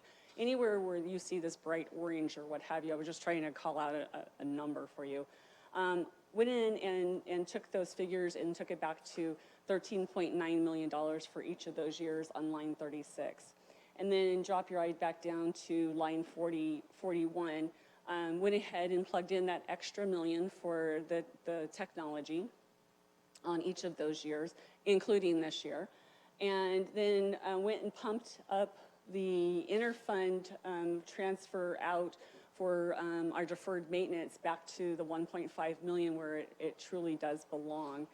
And as we do that, Sarah, I do need you to scroll down more. I apologize.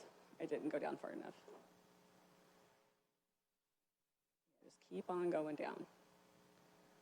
Yeah, right there. So as you can see, what that really does to the deficit, you know, what does that really look like? So you're looking at it anywhere from a 9.5, 9.6 million in this fiscal year, the next fiscal year, the 9.6, and then 7.9 in the 2021 year. What I really wanted to have you look at this point is line 50, all the way across. Column C, column E, and column F. That is your ending fund balance, and we're starting off with because of the deficit, you're starting off with a $12.8 million ending fund balance, and then the very next year dropping all the way down to $3.1 million, and then in the last year out, you're looking at a negative $4.7 million.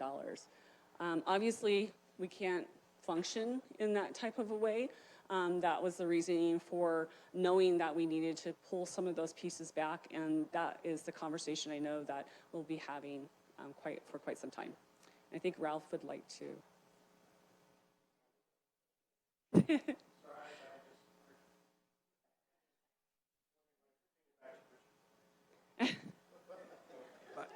So, Mike, you knew what you were getting into.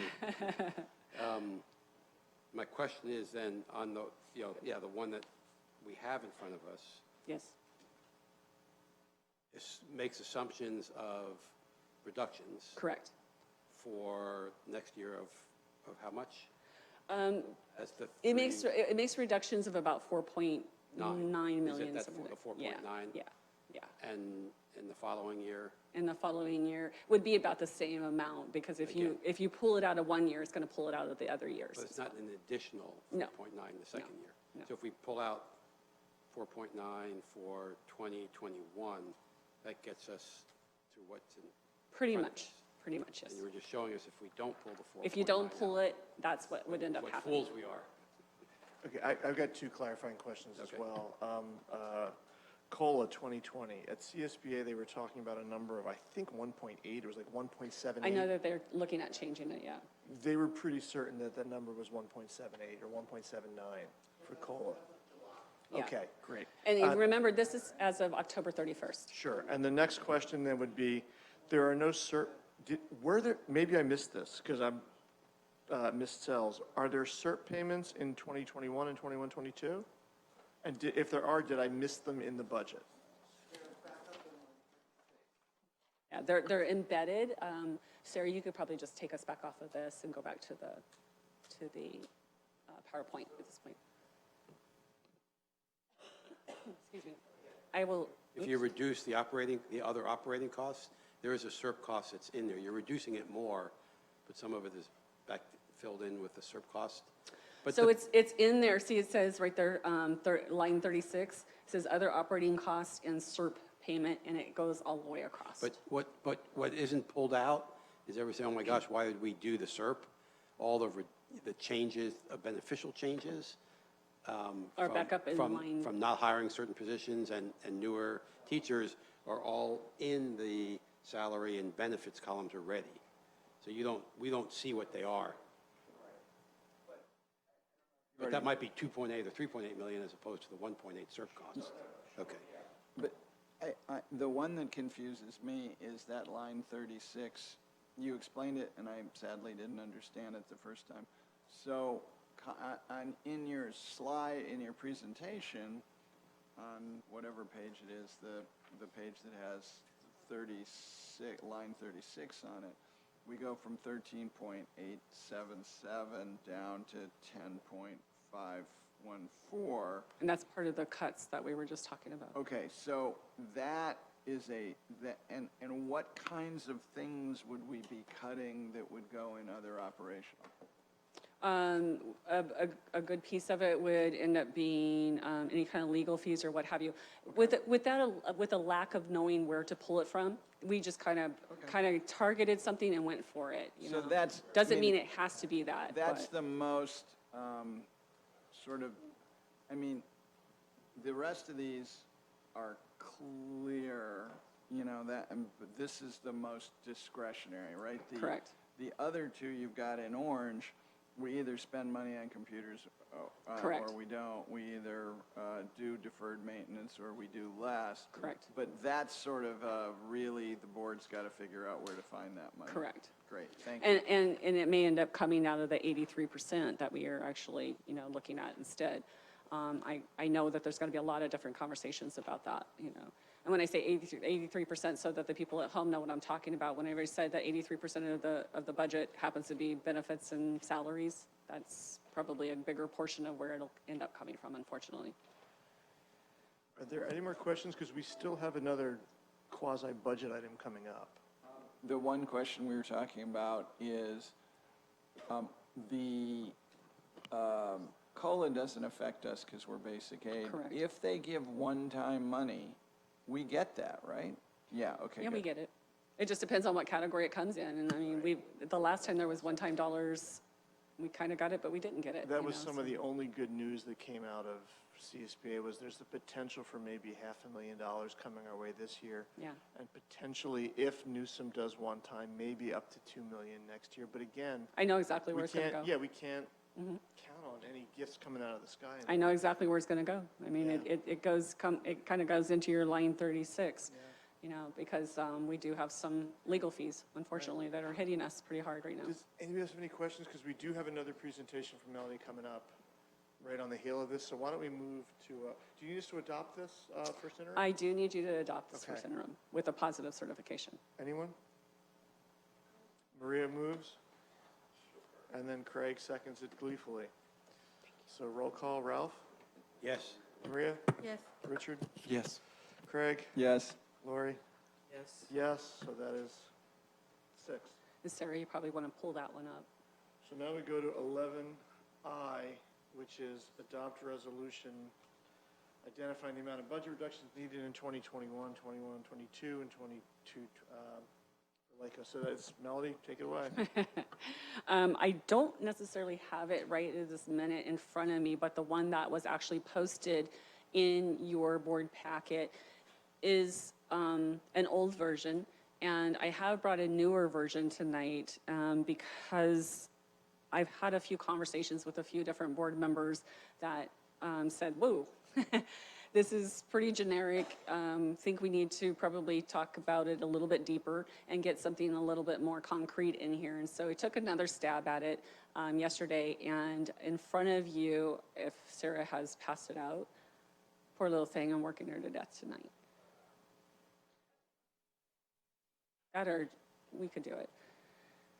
So there is a new one being passed out in front of you at this moment in time. I don't know how you want to do this, President Keene, if we want to just kind of read through it first and then talk about it, or open it up for all of you to talk.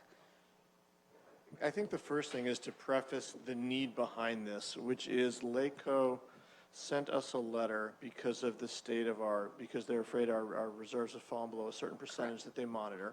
They sent the same letter to 2/3 of all districts in Los Angeles. And what they asked us for was a fiscal stabilization resolution. So what we were trying to do now is pass a financial stabilization resolution that shows that we have a plan to address our deficit. So that's what we're trying to accomplish now. Yes. Sarah's putting it up for us right now. And we do have this in Word format as well, so if there's any tweaking, any changes, anything that you think that we might want to do to it, more than happy to be able to try to accomplish that now. Do Does people need somebody want to read it? I think the biggest change in here is not the intent of it, just some wording. we're still pointing out a need for a $9 million budget reduction. We reference the fact that we are a basic aid community-based, community-funded district, and that the Board of Education will make every effort to sustain, I don't like that either. Would you like for me to read it for everybody so that the folks at home could also hear it? Okay. Yeah, I know. I'm going to go ahead and do my best to try to read it. I'm going to read from the beginning of it. Resolution to identify the amount of budget reductions needed in 2020-21, 2021-22, and 2022-23, and to require that a list of budget reductions for 2021, 2021-22, and 2022-23 be included in the 1920 second interim report. Whereas the Board of Education has a fiduciary duty to meet its financial obligations in the current fiscal year and 2 subsequent fiscal years pursuant to Education Code 42127, and whereas current budget projections for 2020-21 show the district deficit spending in a cumulative amount of $9 million from 2019-20 through 2022-23. And whereas in the absence of substantial budget reductions, current budget projections show that the district's ending fund balance of $13.6 million in 2019-20 will decline to an ending fund balance of $5.7 million by 2021-22, which leaves the district's reserve $518,646, and I apologize, I actually corrected that, and I think I may have given my young lady over here, or you may have the right one and I have the wrong one I'm reading. It's really $618,646, so it's $100,000 more. Above the state required 3% reserve for uncertainties. And whereas for 2020-21 through 2022-23, it is projected that the district will need to implement budget reductions or revenue enhancements that result in a cumulative amount of approximately $9 million. And whereas the superintendent is creating a budget advisory committee composed of district and community stakeholders to advise with respect to these necessary budget reductions, revenue enhancements, and any other available options. And whereas, given the relative unpredictability of district revenues as SMMUSD becomes a community-based district, these projections will need to be regularly revisited. And whereas the Board of Education will continue to make every effort to sustain a high-quality education program for our students despite the need for budget reductions necessary to maintain the fiscal stability of the district. And now, therefore, be it resolved, if the fiscal condition of the district remains as currently projected, the district will implement necessary budget reductions and/or revenue enhancements in 2021 through 2022-23 that achieve full or substantial alleviation of the district's structural deficit. And be it further resolved that the district will submit a detailed plan of proposed budget reductions and/or revenue enhancements for 2021, 2021-22, and 2022-23, and a timeline for implementation with the 2019-20 second interim report, and update a third interim and an update, I should say updated at, no, that's right, update at the third interim report. This resolution supplements the district's 2019-20 first interim budget report. That was cruel that we made Melanie read that. I'd like to make an amendment to this, proposed amendment. First of all, in the fourth to the bottom sentence, I believe it should be community-funded district, not community-based district. It is, So yes, you're right. community-funded district. And then the next whereas, I would like to strike the words "to make every effort." It should read, whereas the Board of Education will continue to sustain a high-quality education program for our students. I would like to amend this resolution with those two changes. Oh, sorry. Yeah, I'm just making up rules left and right here. Okay, so let's walk it backwards and assuming there's a motion, well, so is there a motion to accept Richard moves it, Craig seconds it. I have made an amendment to the resolution. It's a friendly amendment. You moved it, so are you okay with the friendly amendment? Okay, so the motion has been perfected. I'm looking at Richard. There might be more, okay. Are there more changes? So in the second whereas, it says a cumulative amount of 9 million. By my read of cumulative, we need to look at the decrease in fund balance for each of those 3 years and add them up, and that would be the cumulative amount. And, right, because it's $9 million in 1920 as of the first interim, but we continue to draw down. Maybe I'm just reading this wrong, but in 2021 and 22, we're continuing to add to the cumulative deficit spending. So that number is actually 16.7 but maybe you meant something different by it than I'm reading it. That's the amount of money the reduction we have to make that's part of this projection. It's $9 million in cuts. I know. Your cuts really should be starting, instead of the 1920 year, they really should be starting on the 2021 year. That's not what this says. No, I know. I'm but I'm not correcting even it. saying that. It says current budget projections show the district deficit spending in a cumulative amount of $9 million from year to year. So to me, that says we are currently projected to deficit spend over that time frame $9 million. I'm just reading the document, and it's sort of irrelevant, but it seems to be wrong. It seems to me that if you're saying cumulatively, we have an 8.8 deficit in 1920, or a decrease in fund balance. Craig, would you be happier with just language to address whatever the existing structural deficit is, or do you want a number? I'm fine with however you want to write it, but by my read, that's simply just not right. Or take the word cumulative out of there.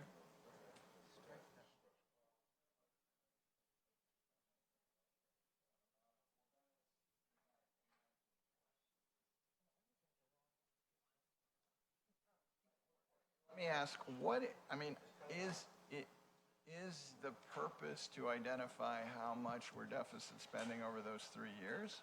Because if it is, we just put in the right number. You But if you it's could do it that way. intended to do The something reason I use, I thought this in my brain too. Honest to God, I did. And the reason that I use the $9 million is because it really is in the 1920. It adds up to be 9 million. If you cut that out in the 2021 year, you're not going to have that deficit in the years out. And that was my reasoning behind using that number. Because once you cut that 9 million, you're not going to have to cut another 9 million on top of it. It's just that one 9 million, or a portion of it. Cuts. So that would be if you look at the fifth whereas. Look at the fifth whereas.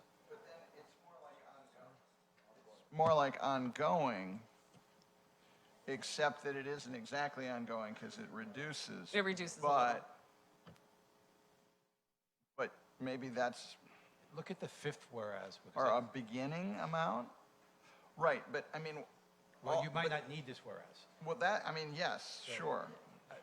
So if the fifth one, you might want to change the cumulative, but that's the one that says we're going to cut 9 million. I assume that's the essence of this resolution, is that to resolve the issue, we're going to look at cutting $9 million. The cumulative amount of deficit spending is irrelevant. We resolve the issue by cutting $9 million. That we would spread that out to three. All Melody says is totality, the structural deficit of 9 million.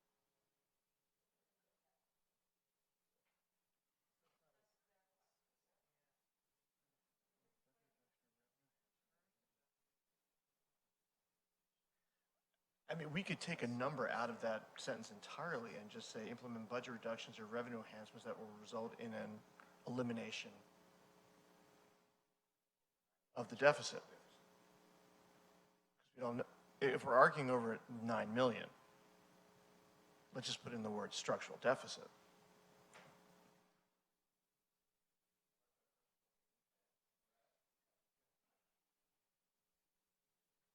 Saying the creation of the committee. You could say that the district having a structural deficit of $9 million. How about that? Current budget projection, in the second whereas, current budget projections from 2021 show the district having a structural deficit of $9 million. I think that would make much more sense. Let's make sure Sarah heard that.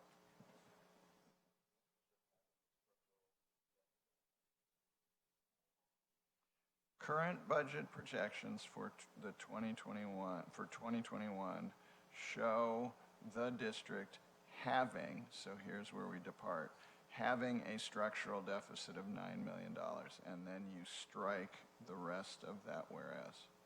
And then you go on.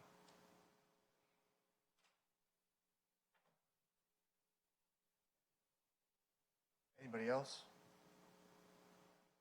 So we have a motion that has been seconded and been perfected. So let's roll call. And remember, the purpose of this is a LACO required resolution. We know what we have to do. We know what our job is. We know it very clearly. This is for LACO. Ralph? Yes. Maria? Yes. Richard? Yes. Craig? Yes. Lori? Yes. You were so happy to say yes, and I am a yes. Thank you very much. Are you going to move? You know, guys, it is 10:20. We had talked about doing board member. I think it's late. I think it's too late. So let's. Do they approve this? So, Go ahead, Ralph. Mr. President, why don't you, we don't want to wait a month, so why don't you give your 2 to 4 minute summary of where we were and what the event was and what we'll do about it. So let me just before we do that, do we have any other continuation of public? There were no public comments. We have no requests from district advisory committee members. We have no, okay. So last weekend was CSBA. I'll just point out some highlights. I think one thing that was wonderful was that there were 4 members of the board who unilaterally went to the same session, which was about affordable employee housing. And I think that's something that when 4 board members go to the same event without planning it ahead, it's something we need to be talking about. That's something that's interesting. We all found out more about the budget coming down the road with Governor Newsom's new budget. It's a wonderful chance if anybody has any highlights that they went to that they want to bring up real quickly of things they learned, if we want to throw out some moments. Craig? I can go super quick. Kern County is doing amazing things with data that I want to talk to Mr. Koshy about.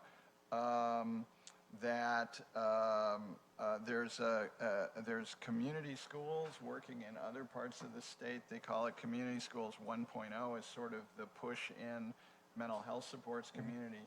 2 is sort of combining everything we know about community liaisons, outreach. You need to help the whole family pulls in to help the kids learn.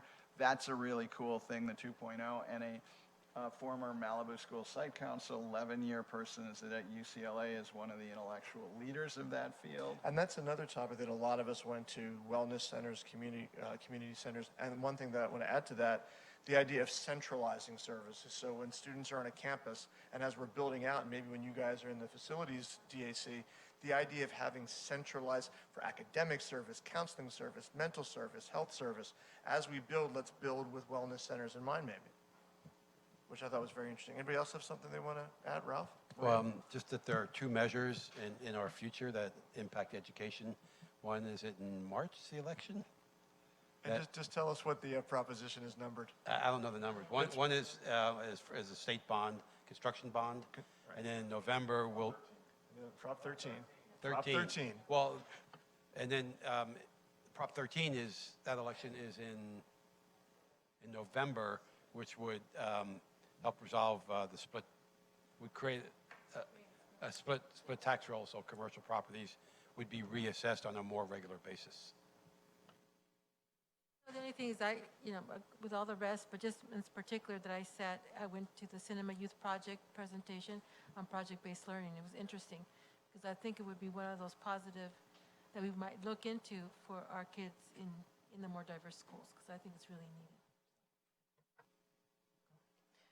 needed. And just to pick up on that, I went to that panel with Maria, and it was really, I thought it was really interesting because it was, they were very articulate about their goals being both to diversify the entertainment industry while also engaging students of color. And it was really fascinating. I agree with Maria. I have no idea what it would cost to, given what we're talking about, how do we have a penny for anything else? But I do think it was a great example of project-based learning as applied to the students who are especially our targets for engagement and positive futures and it is in an area that we've talked about, even though we haven't really implemented it as a pathway or as a CTE kind of pathway approach. And I'll just add the one comment about one of the general session speakers who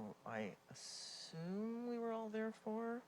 I can't remember who was all sitting at the same place, but Ron Suskind.